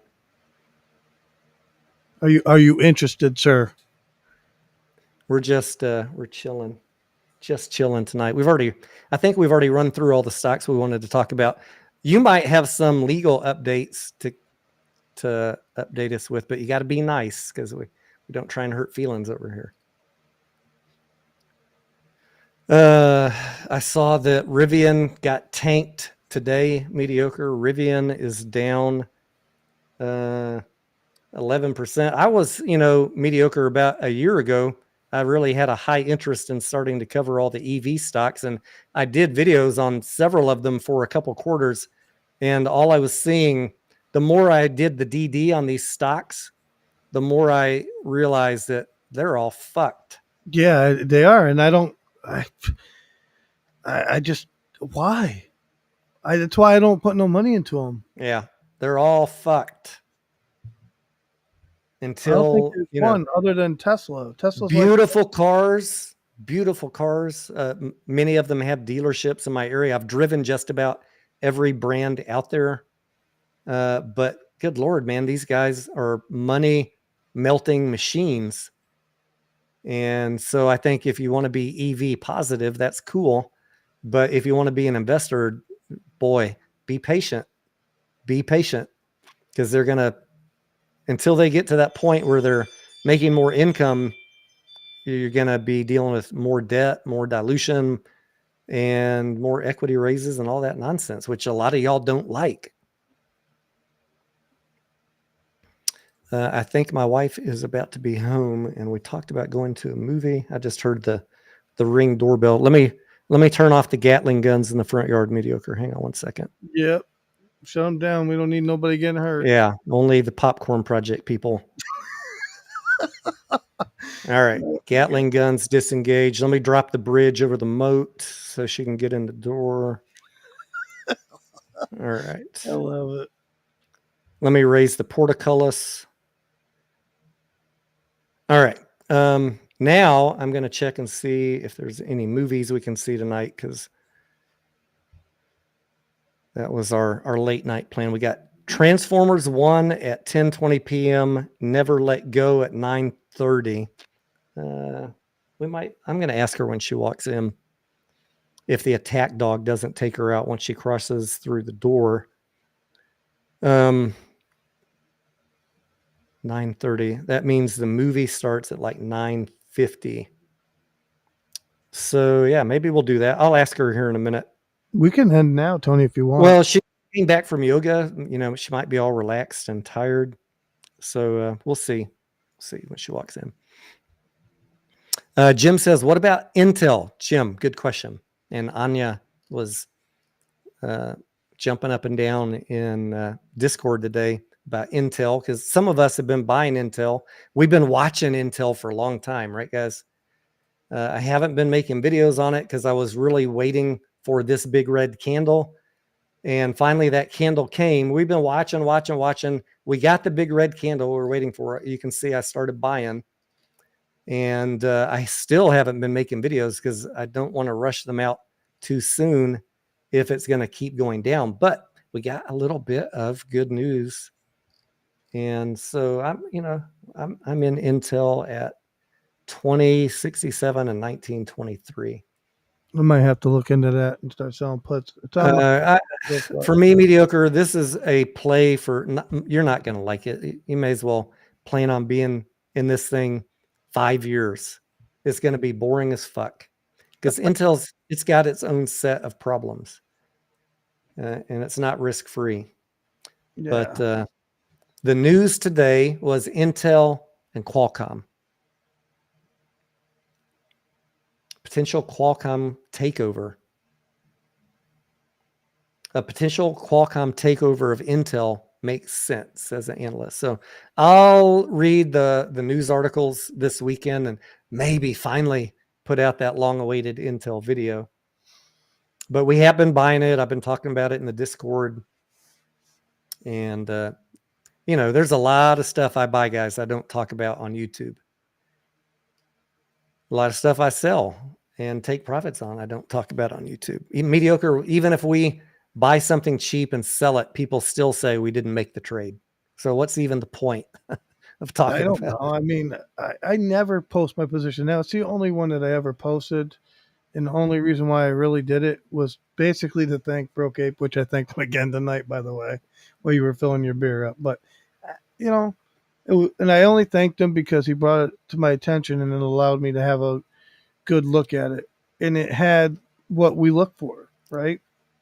If it doesn't have a lot of times some of the, not that you guys give us bad plays or whatever. I appreciate what you guys ask us to look at, right? Because it might be something I might be interested in getting into, or Tony, you know what I mean, or whoever. But the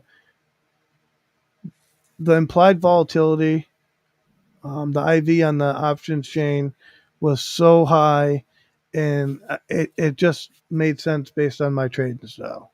That's what I'll say. And that's why I did what I did. But I couldn't make a snap decision like that. I had to look at it and put some time into it. And I thought that Broke Ape deserved a thank you, right? That's all.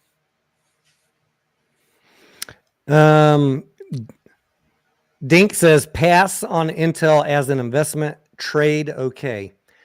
I wouldn't disagree with you, Dink. I don't know if I've set my sell target on this chart up here or not. I don't think that I have. It's too early for me to say where I would sell Intel at. I don't know. Do we ever see 30 again? Do we see 40, 50? I don't know. I have no short-term expectation that this is going to run up. Sometimes I get lucky and I buy them way down here, and then, a couple months later they take off. That happened to me with Intel, happened with Disney, quite a few, not Intel, Tesla. Sometimes we get lucky. Maybe Qualcomm excites people and Intel runs up, and I just trade out of it and look for the next one. Korek says, Tony talks about Intel like I talk about Kirkland. So you kind of like Kirkland's but you're not in love with it, and you realize it might be a long-term play. Is that kind of how you look at it? Monkey Tamer Ape Heavy says, can we watch Morant's live stream from 2 hours ago? I don't know. I only watch other YouTubers if I can actually learn something, or if I'm really fucked up drunk and I need a good laugh. And I'm just not drunk enough to watch that nonsense tonight. So no, we're not going to do that. This is definitely not anything over there that we can learn. Anya says, I also thanked Broke Ape for HE. Was he the one that brought HE to us?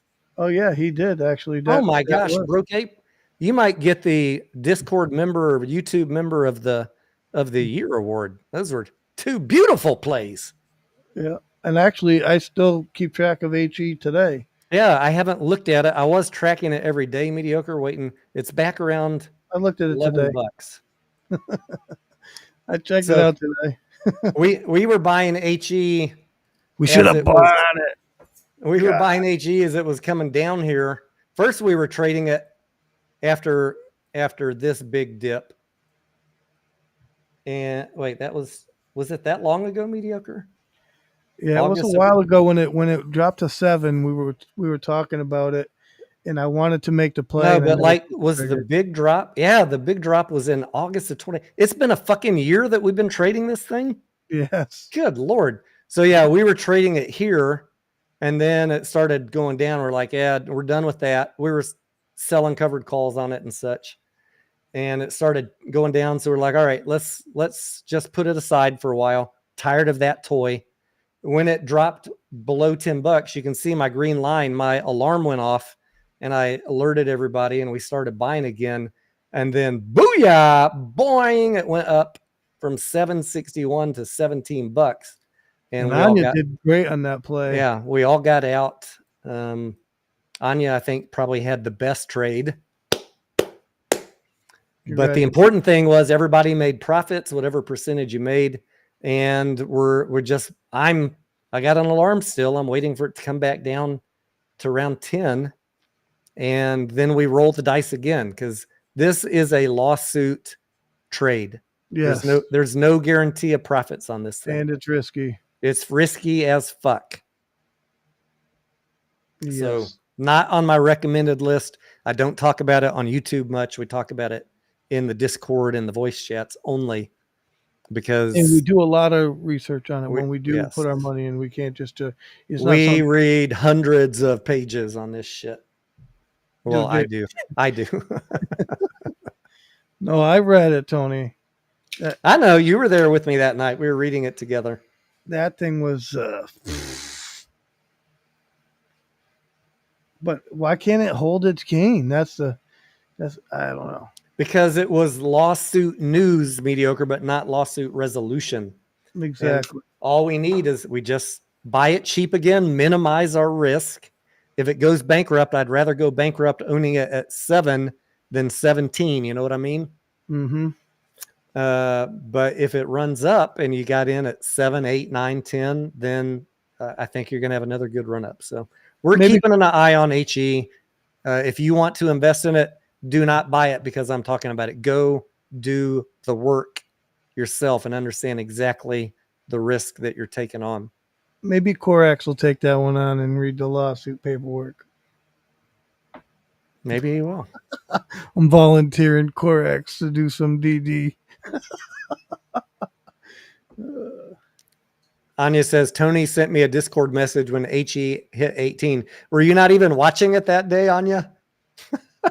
Can you imagine, Anya, if it was up to 18 and you didn't see it? Oh, my God. I try and keep track. If people in the Discord tell me they're playing a play with me, I try and make sure I alert them like, hey, you might want to take some profits off the table here at least. I'm not telling you to sell, but I feel bad. Yeah, I'm not telling you to sell, but you might want to go look at the price. Yeah. Figure out what you're going to do. It's on you now. Correct says he's been meaning to take a look at the HE lawsuits. I think there's much more interesting ones that you're looking at right now. Corrects, honestly. I don't know what's on his plate, so. Johnny says, can you explain the Mullen buy? Yeah, in a nutshell, in their reverse split paperwork, they had no treatment of fractional shares other than rounding them up, which is very unusual. Normally, if you do a 1 for 100 reverse split, if you don't have 100 shares, you don't get one the next day. You just get your broker sends you, they pay you 12 cents a share, whatever the price was for every fractional share that you owned. In the case of Mullen, they said, we're not going to pay any cash for fractional shares. In fact, we have no cash, sorry. So would you mind if we just round you up to 1 share on Tuesday? No, sir, I don't mind. You can I round said, me up. I said, I could buy 1 share and, you could round me up. That's fine. I won't complain. So we bought 1 share for 17 cents. Some people got it as low as 12 cents. And when we woke up after the reverse split, we still had 1 share because they rounded us up, but now it was worth $12. So that's the story of how I made 7,000% in 3 days. Mom always said life is like a box of chocolates. You never know what percentage you're going to get. Yeah. Anyways, it was just for fun. We knew it was going to be dollar-wise a low gain because we just bought 1 share in as many different brokers as we could. I mean, yeah, 7,000% gain on 17 cents. That's my best trade since I made 1,000% on AMC in May. It's a free lunch, right, Tony? Yeah, that's a free lunch. A Happy Meal at the Mickey D's,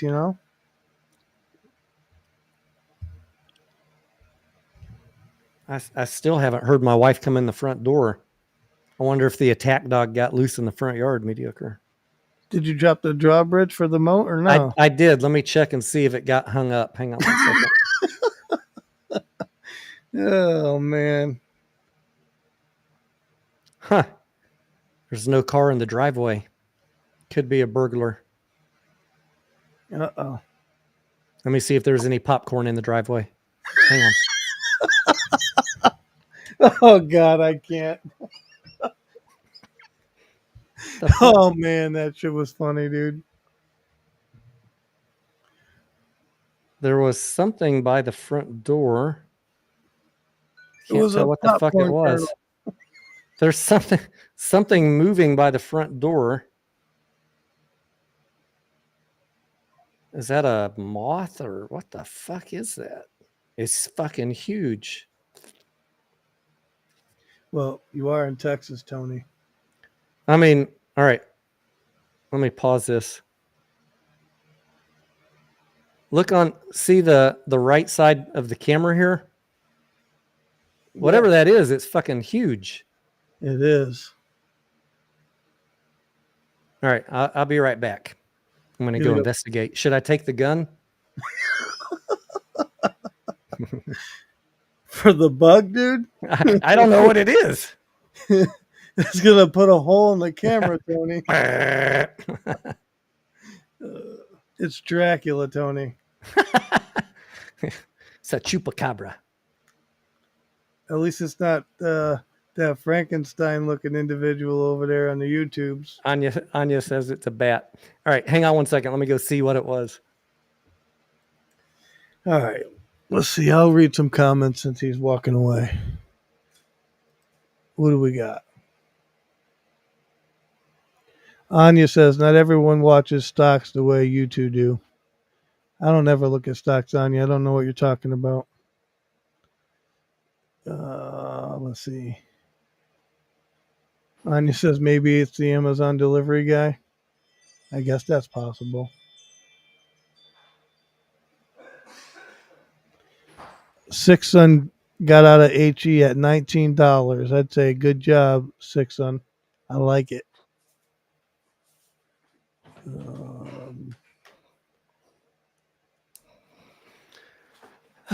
Oh, Johnny B says, "Can you explain the Mullen bot?" Yeah, we just did. We did that. Mediocre. Everything's cool. It Well, was a flyer that a solicitor had left above my doorbell, and it fell apparently.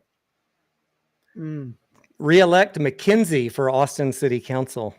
She's always fighting for us. She looks like a fighter. She looks like a fighter. Does she? Does she got cauliflower ears? Is she like an MMA fighter? What kind of fighter are we talking? Look, I see it. Oh yeah, she looks like she fights in the UFC.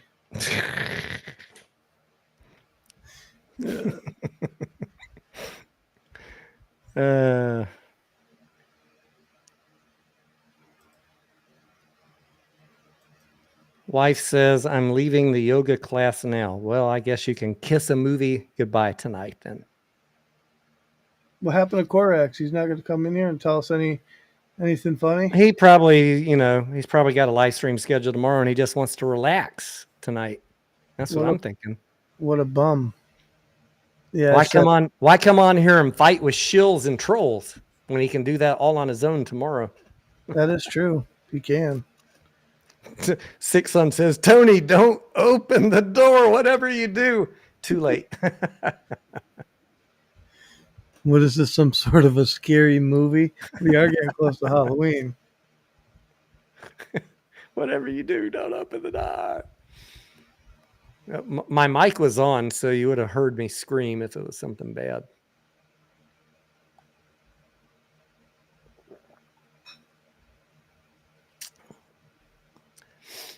Corax, next week we're going to have a thumbnail that says how I made 7,000% on Mullen, just so the trailer park analysts can fact check us.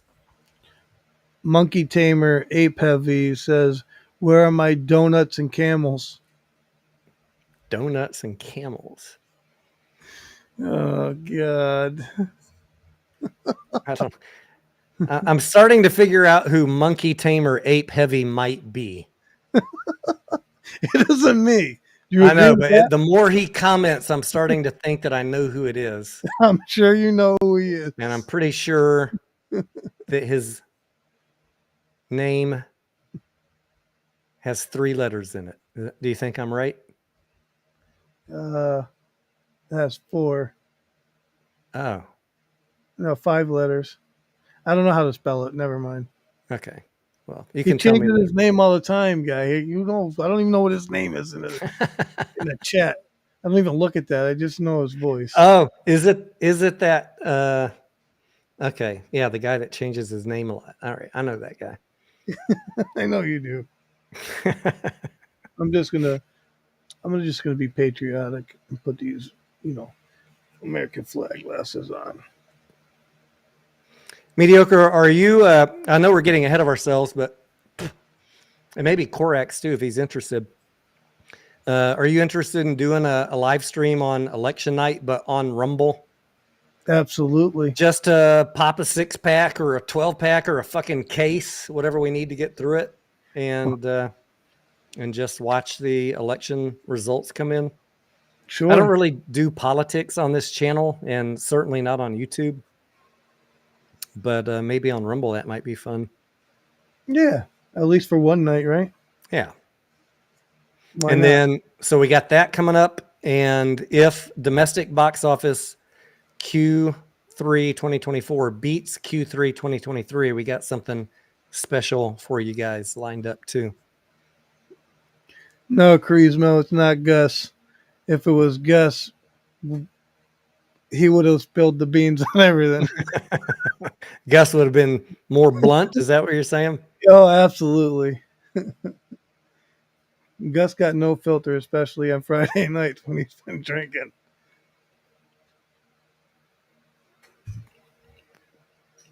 Six Son says, I never got access to the AMC room in Discord.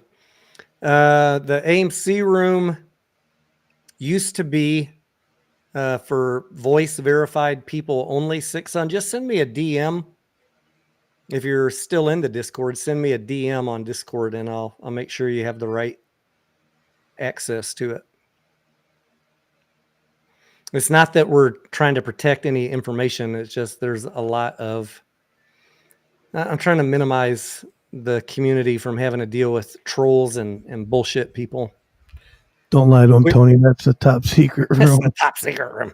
We don't say anything in there that we don't eventually talk about here, but I'm in the Discord all day, every day. So if you're not getting frequent enough information, because I don't have time to do YouTube every day, then join the Discord. It's optional. I don't push it. And there is I heard someone the other day say he just wants to make clickbait thumbnails to get you to join his $50 Discord. Huh. Funny how you didn't mention the free part of the Discord, Bubby. He didn't mention the big banner at the top for the free access. No, of course. Facts are so inconvenient to some of these channels, mediocre.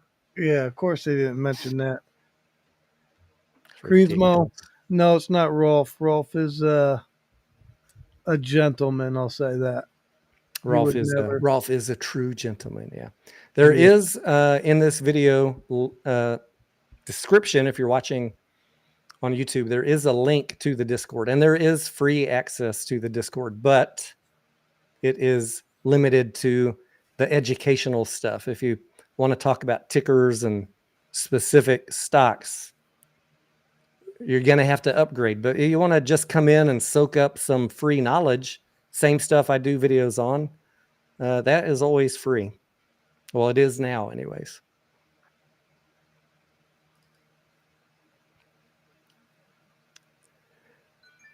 My wife is blowing up my phone, mediocre. Is there any... She's still, oh, how sweet. Is there any late night movies like at 10:30 or something? Wow. Let me see. Go ahead, mediocre. Read a question. Dink says, what's Discord? It's where shills steal your money, according to social media.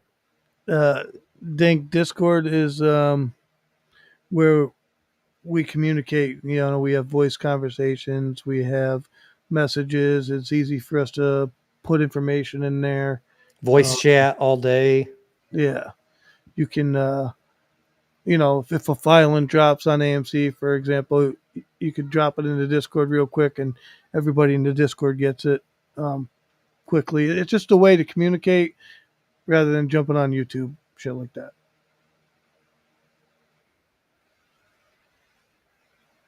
If you really didn't know what Discord was, that's what it is. That's what we use it for anyways. Never Let Go is at 10:30. Yeah. Shoot, I bet she'd like that movie.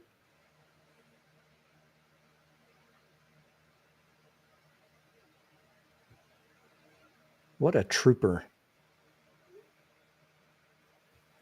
He says, that's sarcasm. Then I wasted my time. It's all right, Dink. Yeah, Dink is in my Discord. I know he is. I seen him in there. I read the freaking message yesterday. I'm just a friggin' airhead, dude. Whatever. I am typically up. I'm typically awake every day between 4:30 a.m. and 6 a.m. And I'll open up the Discord and see, you know, what's going on, post any thoughts if I have any that early. But mostly I'm up early checking news, checking early market, pre-market movers. And then, you know, I'm on Discord till I go to sleep. So that's like midnight. I mean, I even if you were paying $20 a month for access to timely information from someone that's not going to pump you full of bad information, conspiracy theories, hype, nonsense, throw out the occasional good ticker to look at. We've had quite a few bangers here in the past few months, mediocre. Absolutely, we have. You know, some people think that's worth 10 cents a day or $1 a day. And if you don't, then, it's no pressure. The YouTube's always going to be free here. And, Listen, I hate to break it to you guys. I'm going to let you know. I know for a fact that Tony pays for dilution tracker. Okay. And that shit is not cheap. Dilution Tracker, stockanalysis.com, Morningstar. We're adding in Options Flow, which is even more expensive. Fintel. I mean, all of these things are $75 a month each, Right. minimum. The tools are not cheap. So yeah, your Discord contributions are not going to make me rich. They're not contributing to lining my pockets. They're helping pay the tools for all of us to be better traders. That's how I look at it. Right. You don't want to join a Discord and want to go sign up for $500 a month in tools that you pay for yourself, then just go do that. But if you want to, for a couple dollars, have access to all of that, ask me any question you want.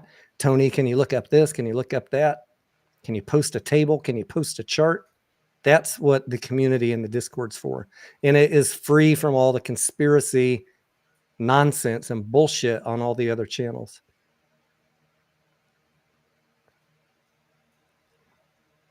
That is true. Anya says, Tony, I am hearing bad things about chocolate prices. Drought in Africa will hurt supply. Let's pull up Hershey, Anya, and take a look. I have not been looking at the news. I just have Hershey on long-term park, but let's take a look. So I bought Hershey at 183. It's at 195 right now. So I'm going to say, Anya, because it's kind of late, I don't want to try and dig into chocolate futures prices tonight, but I will this weekend, because if it's going to come back down, maybe we take profits here and wait for it to come back down. So thank you for the heads up. I will check into it for sure this weekend because I have a position and we need to know. And thank you for the heads up. That is part of the power of community. We kind of all know what everybody's trading, and maybe you don't catch something. I got a lot of tickers in my portfolio. Sometimes I get distracted and I miss a news item. So thank you, Anya. Yeah, we got a big red candle there today. Or for the week, 201 down to 195. I'll take a look, Anya, and update you guys this weekend.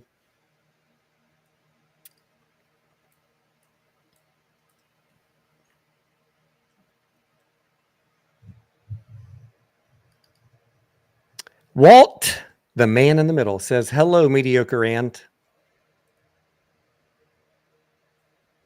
What's up? How you doing?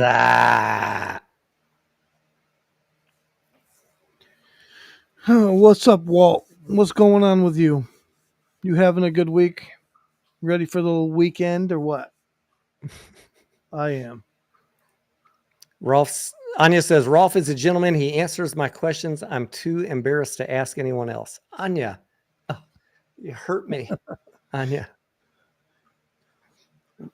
Rolf is 100% a true gentleman. He's a gentleman and a scholar. 100%. I've heard that he's got an entire library of leather-bound books that smells of rich mahogany.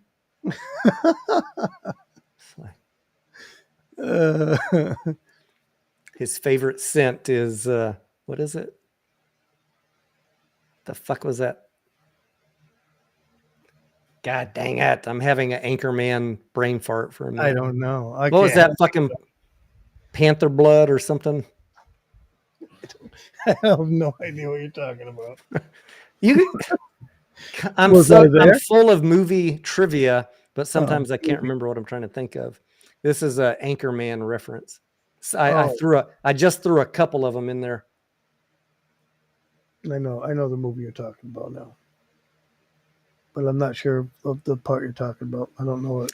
There was one scene where he was talking about himself being kind of a big deal, and then there was another scene where one of the other guys was they were getting ready to go out, and he pulls out his top secret stash of cologne. MD says sexy panther. Sex Panther, yeah, that was it. Sex Panther, yeah, that's it. And he's like, he was so proud of this cologne mediocre, and then he let the other guys smell it, and they were all like, "Oh God, what is that?" There's 2 movies that you should probably watch again this weekend if you're not going to AMC. We already talked about one in the Discord earlier. Please go watch the Good, the Bad, and the Ugly, because you just should watch that on a regular. And Anchorman, and then we were talking about some Adam Sandler movies. I was talking with Shiro. He's never seen Waterboy. How can you not have seen Waterboy? Adam Sandler. And the other one, what was it? Mr. Dinks? Is that the right title? Where he inherits something, and he becomes the CEO of this company, and he's walking in the boardroom in his tennis shorts and flip-flops. I'm not sure. But Monkey Tamer says Rolf would never make crude jokes as I do. Which is 100% true. MD says Sex Panther. 60% of the time, it works every time.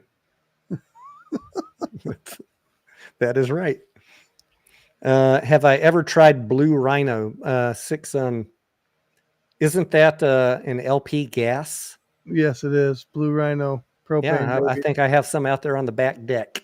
Propane and propane accessories. Now you're going to send me down a Hank Hill rabbit hole. I'm sorry.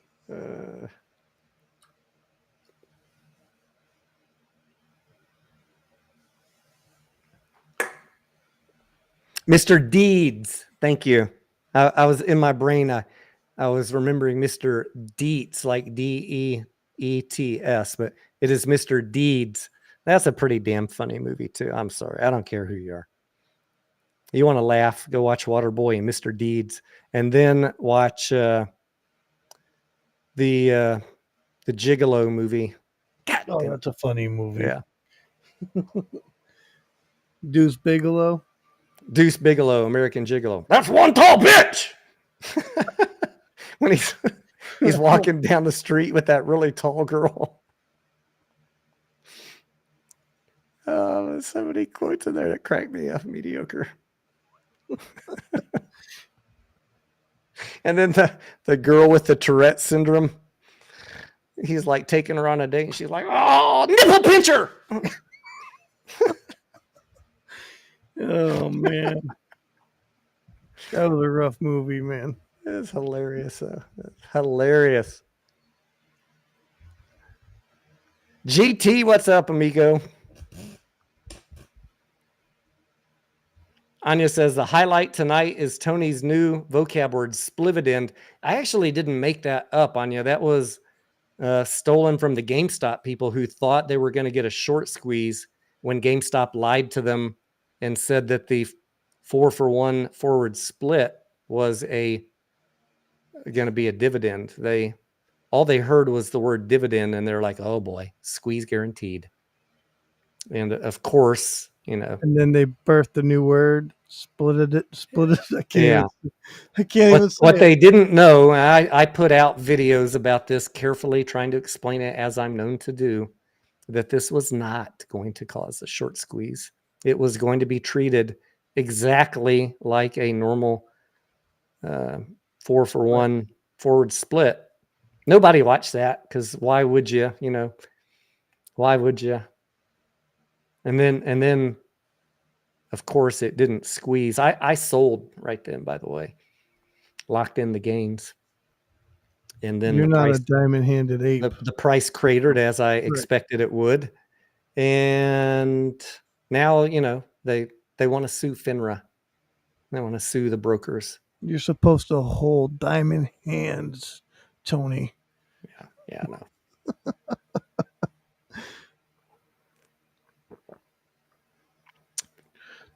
Don't you want to fix market corruption, Tony?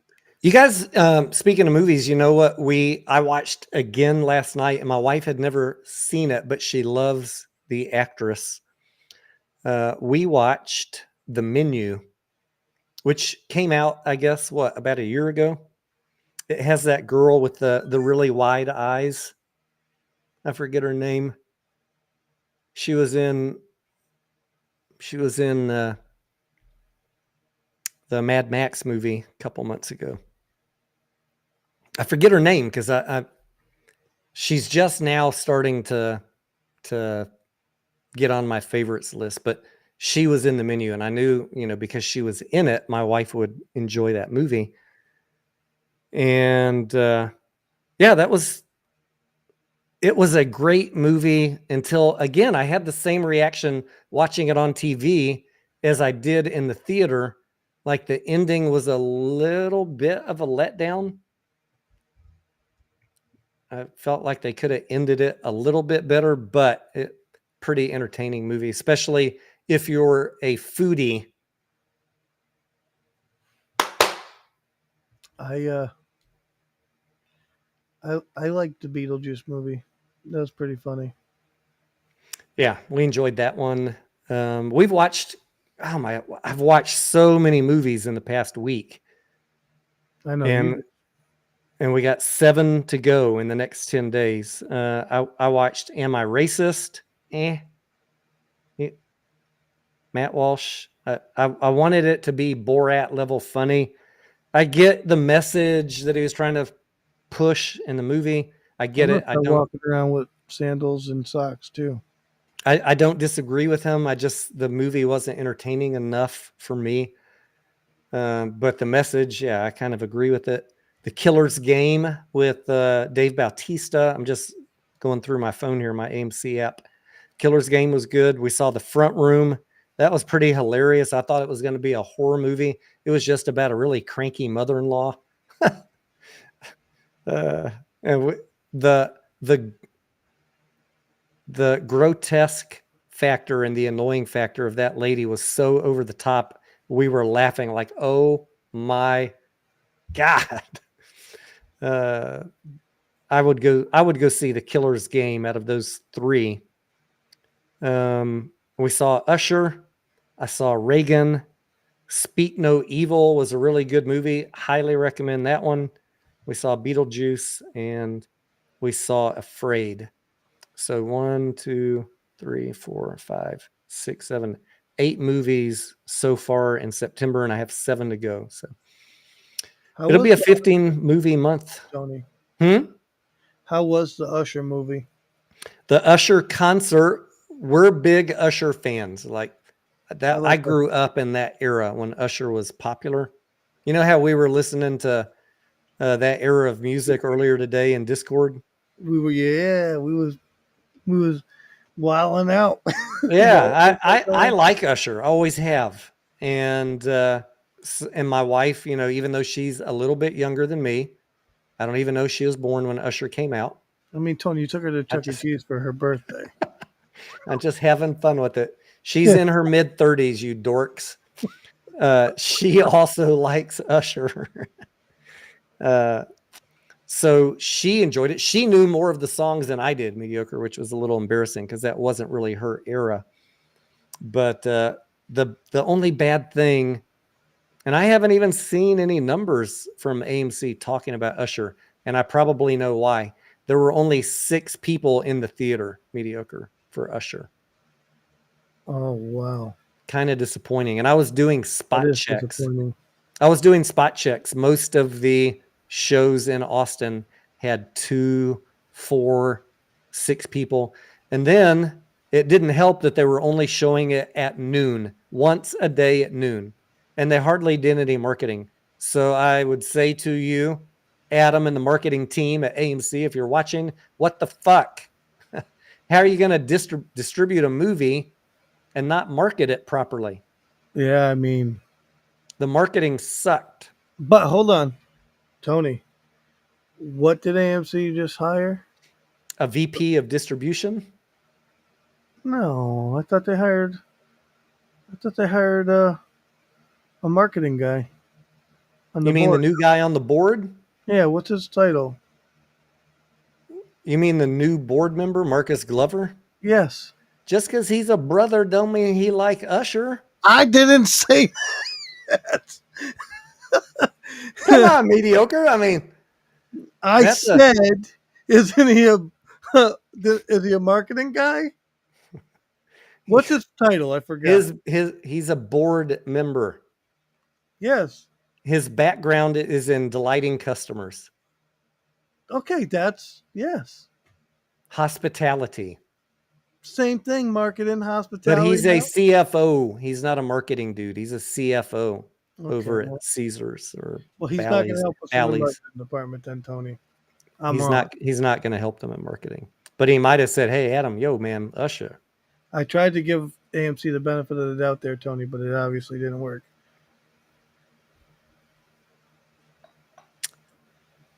Sixon says, Tony, if you're interested, you might want to look into XRP. They're working with governments around the world behind the scenes. I have had a passing interest in XRP over the years. And then Lou started talking about it. And, you know, that's the same guy that recommended GTII and a bunch of other bullshit stocks. So if he was interested in XRP, I was kind of like, I don't know. I mean, I don't know anymore. Yeah.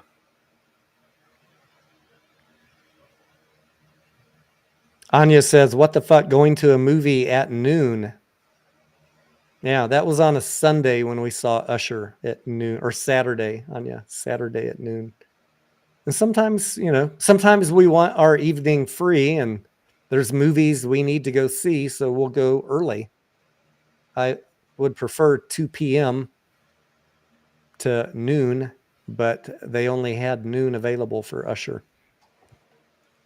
That seems weird, man. Baby UFO says the new board member is a pro gaslighter. I'm not sure what that means. I don't know either. Sixon, I do agree with you. From the DD I did back in the day about XRP, but I haven't looked at it recently. I can check into it again this weekend. What do we mean by he's a pro gaslighter? Baby UFO says, I went to a movie at noon once and backed into Jeff Goldblum in line. My only random accidental bumping into a celebrity out in the wild, Baby UFO, was Kenny G. Did you ever hear me tell this story, Mediocre? Which one? When I met Kenny G? No, I didn't. I was in San Juan, Puerto Rico. We would go there every December for like a 3-week vacation, hang out on the beach, have Christmas in the 90 degree, 80 degree, whatever it is. And we were at a little bar / nightclub in downtown San Juan, just having some beers with friends there in San Juan. And there was this guy standing by himself. It was dark. You know how bars are. You He was telling just me standing. he was a loner? He was like a loner standing by himself drinking a beer. And I went over to my girl and I said, hey, look at that guy over there trying to look like Kenny G. He's got that whole curly hair thing going on. Oh my God. And then I looked on my phone and Kenny G had a concert there the next night. That was fucking Kenny G by himself in the wild. Which Kenny G? The Civil Bill? saxophone player, the real Kenny G. Okay, got you. All right, I'm just making sure. I got to keep the. Not Ken Griffin. Oh, yeah. I can just wait for the Tony Denaro confesses he met Kenny G in San Juan. Exactly. No, you dipshits, the musician. Trying to make jokes over here and straighten you out. You'll have a video, a hate video out tomorrow, Tony, on you. Fact check this. San Juan, Puerto Rico, but I forget the name of the bar that we were at. We frequent different bars every night. Tony, did you know if you lived in Puerto Rico for 6 months and 1 day, you don't have to pay federal income tax? I have heard that. Yeah, I was looking for a while at buying a condo down there in Dorado or somewhere just to rent it out and then have a place because we were going there, usually every summer and then every Christmas, but I didn't end up doing it. And then I ended up getting divorced from that chick anyway. So good thing, because that'd be awkward. Then what do you do? Now you got two properties to fight over mediocre. That's right. I was talking to Monkey Tamer earlier in the Discord, and I told him, because he's young, I said, you know what? You should look into what's known as a 1031 exchange. Do some research on that. Get back to me later. Yeah, and put all your properties in a trust, gentlemen, and then get a prenup. That's be my 2 recommendations. Yeah. Put all your properties in a trust. If you got a big enough brokerage account, mediocre, I don't know if you do this, but consider putting it in an LLC or somewhere that it can't be touched. Mm-hmm. You don't want to plow your car into somebody accidentally at a red light and then have them sue you and bye-bye brokerage account. Protect your shit. If you got shit worth protecting, go talk to an attorney or an accountant and figure out how to protect it. There are ways. I mean, Tony, life are happens. You protecting your stuff? I have multiple LLCs, mediocre. I got speculations that you're a trust fund baby. I'm not a trust fund baby. My wife always says, I know you got millions hidden away that you're not telling me about. Maybe so. Have you ever been called the trust fund baby, Tony? No. I have.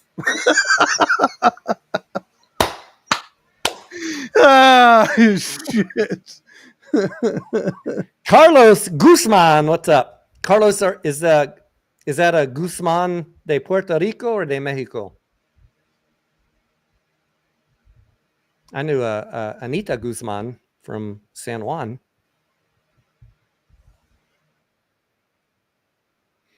Just curious. Anya says, I already have a MOAS, but would sure like another. Anya, create your own MOAS. That's right. Anya says, or are you from Spain, Carlos? If he was from Spain, we would call him Carlos. You only get that one if you are from Spain. That's right. It was very confusing when I was a young gringo in high school. What do you mean they say their S like a TH in Spain? Now I got to learn 2 versions of Spanish, and the curse words are different too. Yeah. Hija de puta. Chingao. Carlos, he's from Monterrey. Very nice, Carlos. I've been to Monterrey before. It's been a long time, Carlos.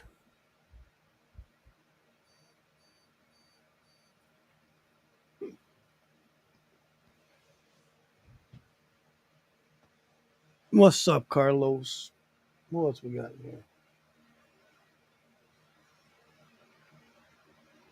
What are you drinking, Tony? I'm down to the dregs again, mediocre. My wife restocked the supply, but she didn't restock the supply with anything that I would drink. No.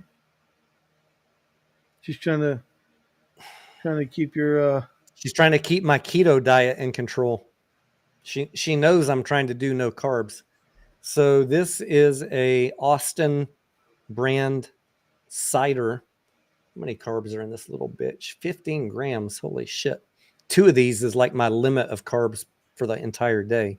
I need to get back on my keto diet. But I had no carbs for breakfast, and I had some Brussels sprouts for dinner with the chicken, and that's not that bad.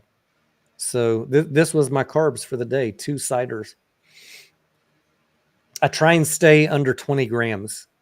mediocre, and that is really, really hard, by the way. I think as soon as I'm done with this live stream, I'm gonna go eat a loaf of bread.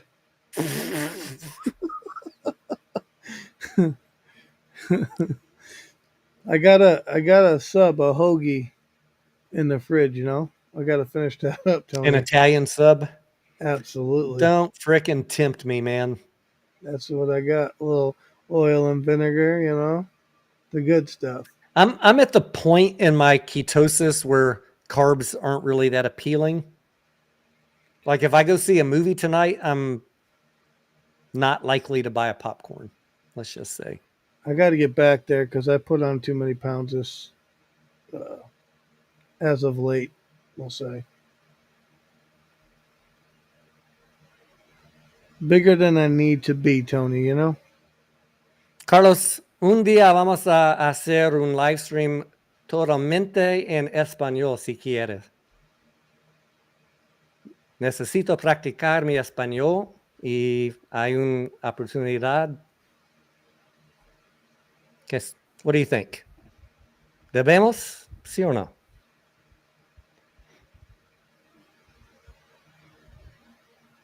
You speak Spanish, mediocre? No. Do you speak Italian? I can't speak Italian either. Qué lástima. Baby UFO says, I can't date an Italian woman. He'd starve to death. He's gluten free. He's got a gluten allergy. He's gluten free. Yeah. Well, what about Brajol? What about Osobuco? Yeah. I mean, You can't beat a good brajol, though. It is tough to eat Italian food when you're gluten free or on keto, no doubt. I mean, that's not necessarily true because Italians, well, keto, yeah, you can. You could eat super sad and any kind of cheese, mozzarella. That's all good, right? So if you stick to that type of stuff and just take the bread out, but Italians also really like salads and stuff like that, right? I can eat a salad. Yeah. I make some salads from time to time. I love salads. The green vegetables is not the bad thing. It's the rice, the beans, flour, alcohol. The problem with the Italian is like when you pasta. For me, right? I don't know about for you, but for me, like when I go on keto, I eat a lot of that fatty stuff, you know, super sada, you know, prosciutto, all that stuff.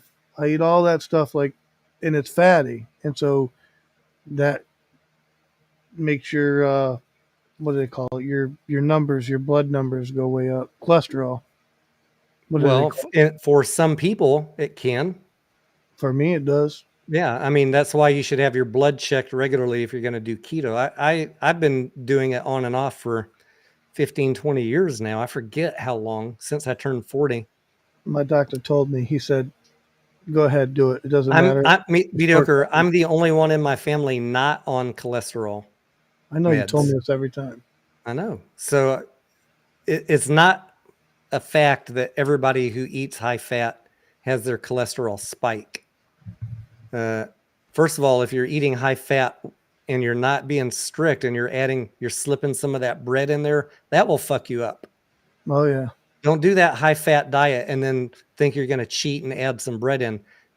The high fat and the sugar and the carbs, not a good mix, but subs and hoagies are no good. Yeah. Don't do that. Don't do that. Just take the meat off and throw the bread away. Get to the dog.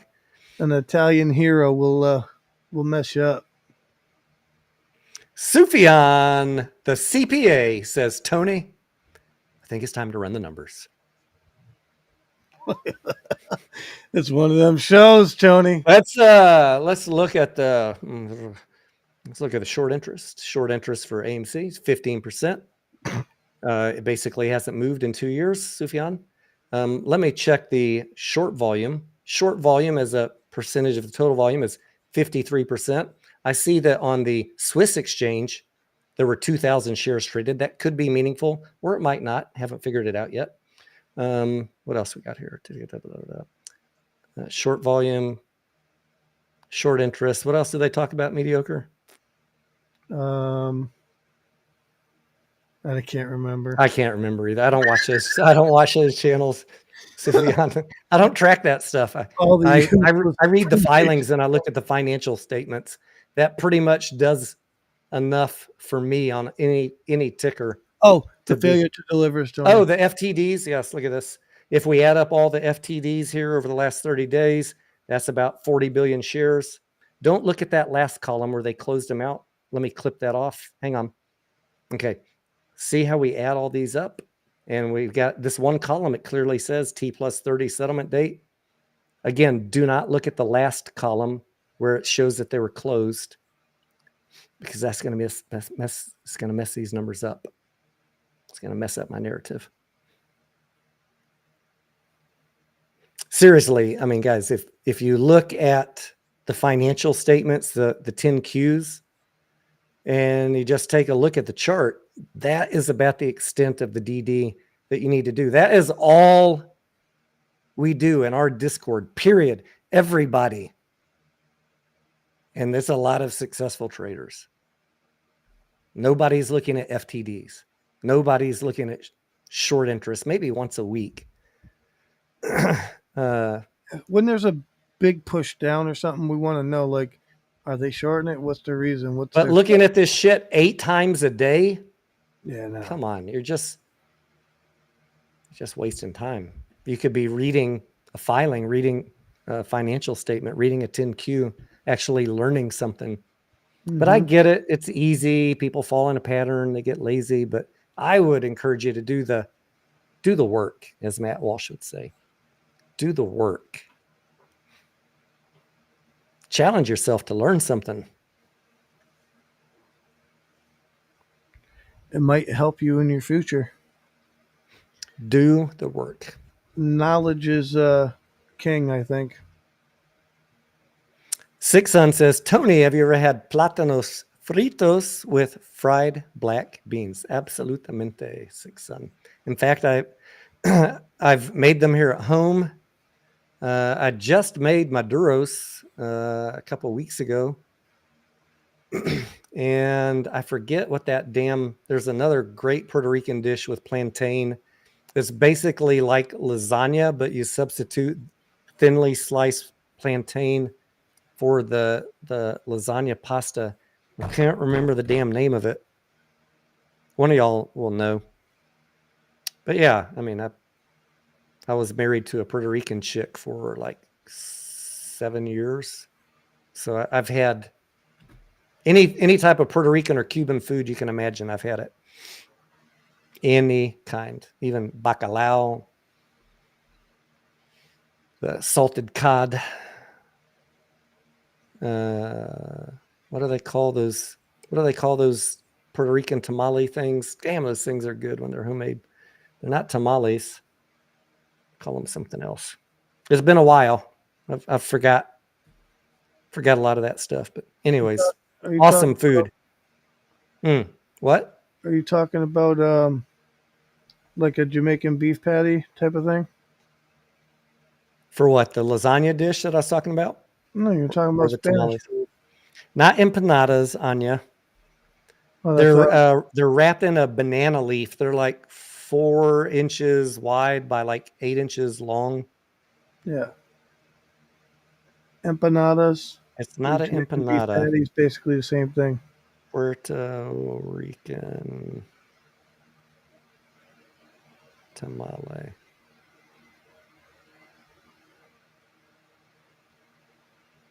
Is it pasteles? Yeah, pasteles.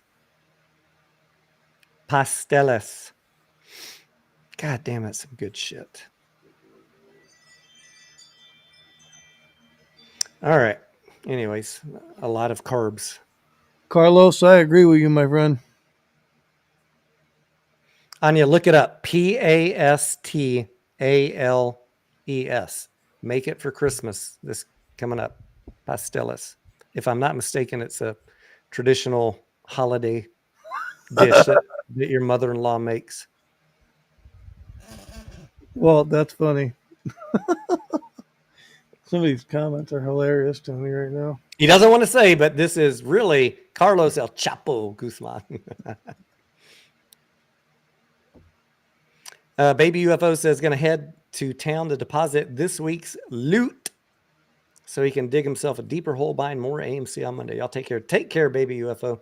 I don't know about you guys. We're about to wrap up here, but I think the downside to AMC is limited at this point as we finish up a strong Q3, unless the market crashes or they announce some dilution that I'm not expecting. But I mean, it's definitely a possibility, right? Mediocre. That's right. But I can't wait till earnings call. I can't wait till we do that special live stream that we're planning. Did you want to go to a 10:30 movie or not? Go to that 10:30 movie. What 10:30 movie? Happy birthday! I texted you. When? Oh my gosh! I was just on my phone. I did not. Happy birthday, Scarlett. She can't hear you, Mediocre. Yeah, I know. Mediocre says happy birthday. It's called Never Let Go. It has Halle Berry in it.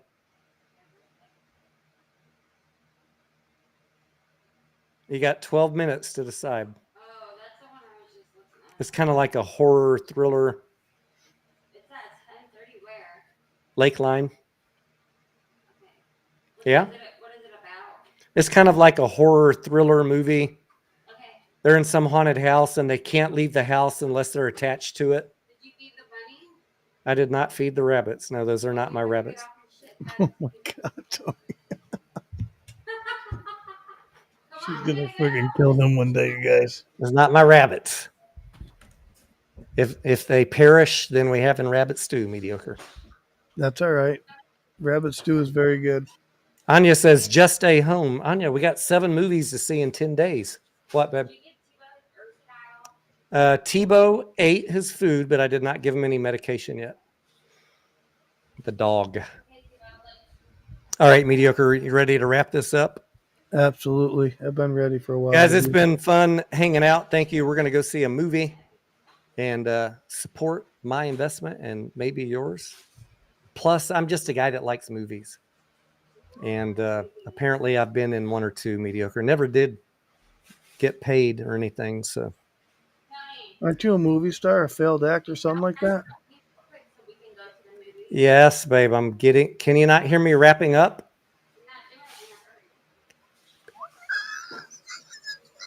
Don't make me come in there and spank you. Oh, man. All right. Now she's like, ooh, please get off the live stream now. Ladies and gentlemen, thank you for hanging out. We love you. Hopefully you had a little fun tonight. Maybe learned something. I think we went through a lot of good mindset stuff tonight, Mediocre. I think we did too. And I'll let y'all know how the movie is tomorrow. I'll post a movie review. So if you're new here, hit the subscribe button. And we will see y'all around this weekend. And I'm going to check on Hershey and the chocolate futures. Also, thank you, Anya, for the heads up on that. Mediocre, closing thoughts. I really want all of you guys to go check out my latest video that I put on my YouTube channel. It's pretty funny. You should take a look at it. Leave a comment. I appreciate it. And thank you all. Have a great week. And subscribe to the Mediocre Trader. We're trying to get him over 1,000 subscribers. Yeah. Just click the subscribe button while you're at it. You might as well. Yeah. Come on. What's the matter? That's right. Tell him, Tony. Have a good night, guys. We'll see you around. Good night.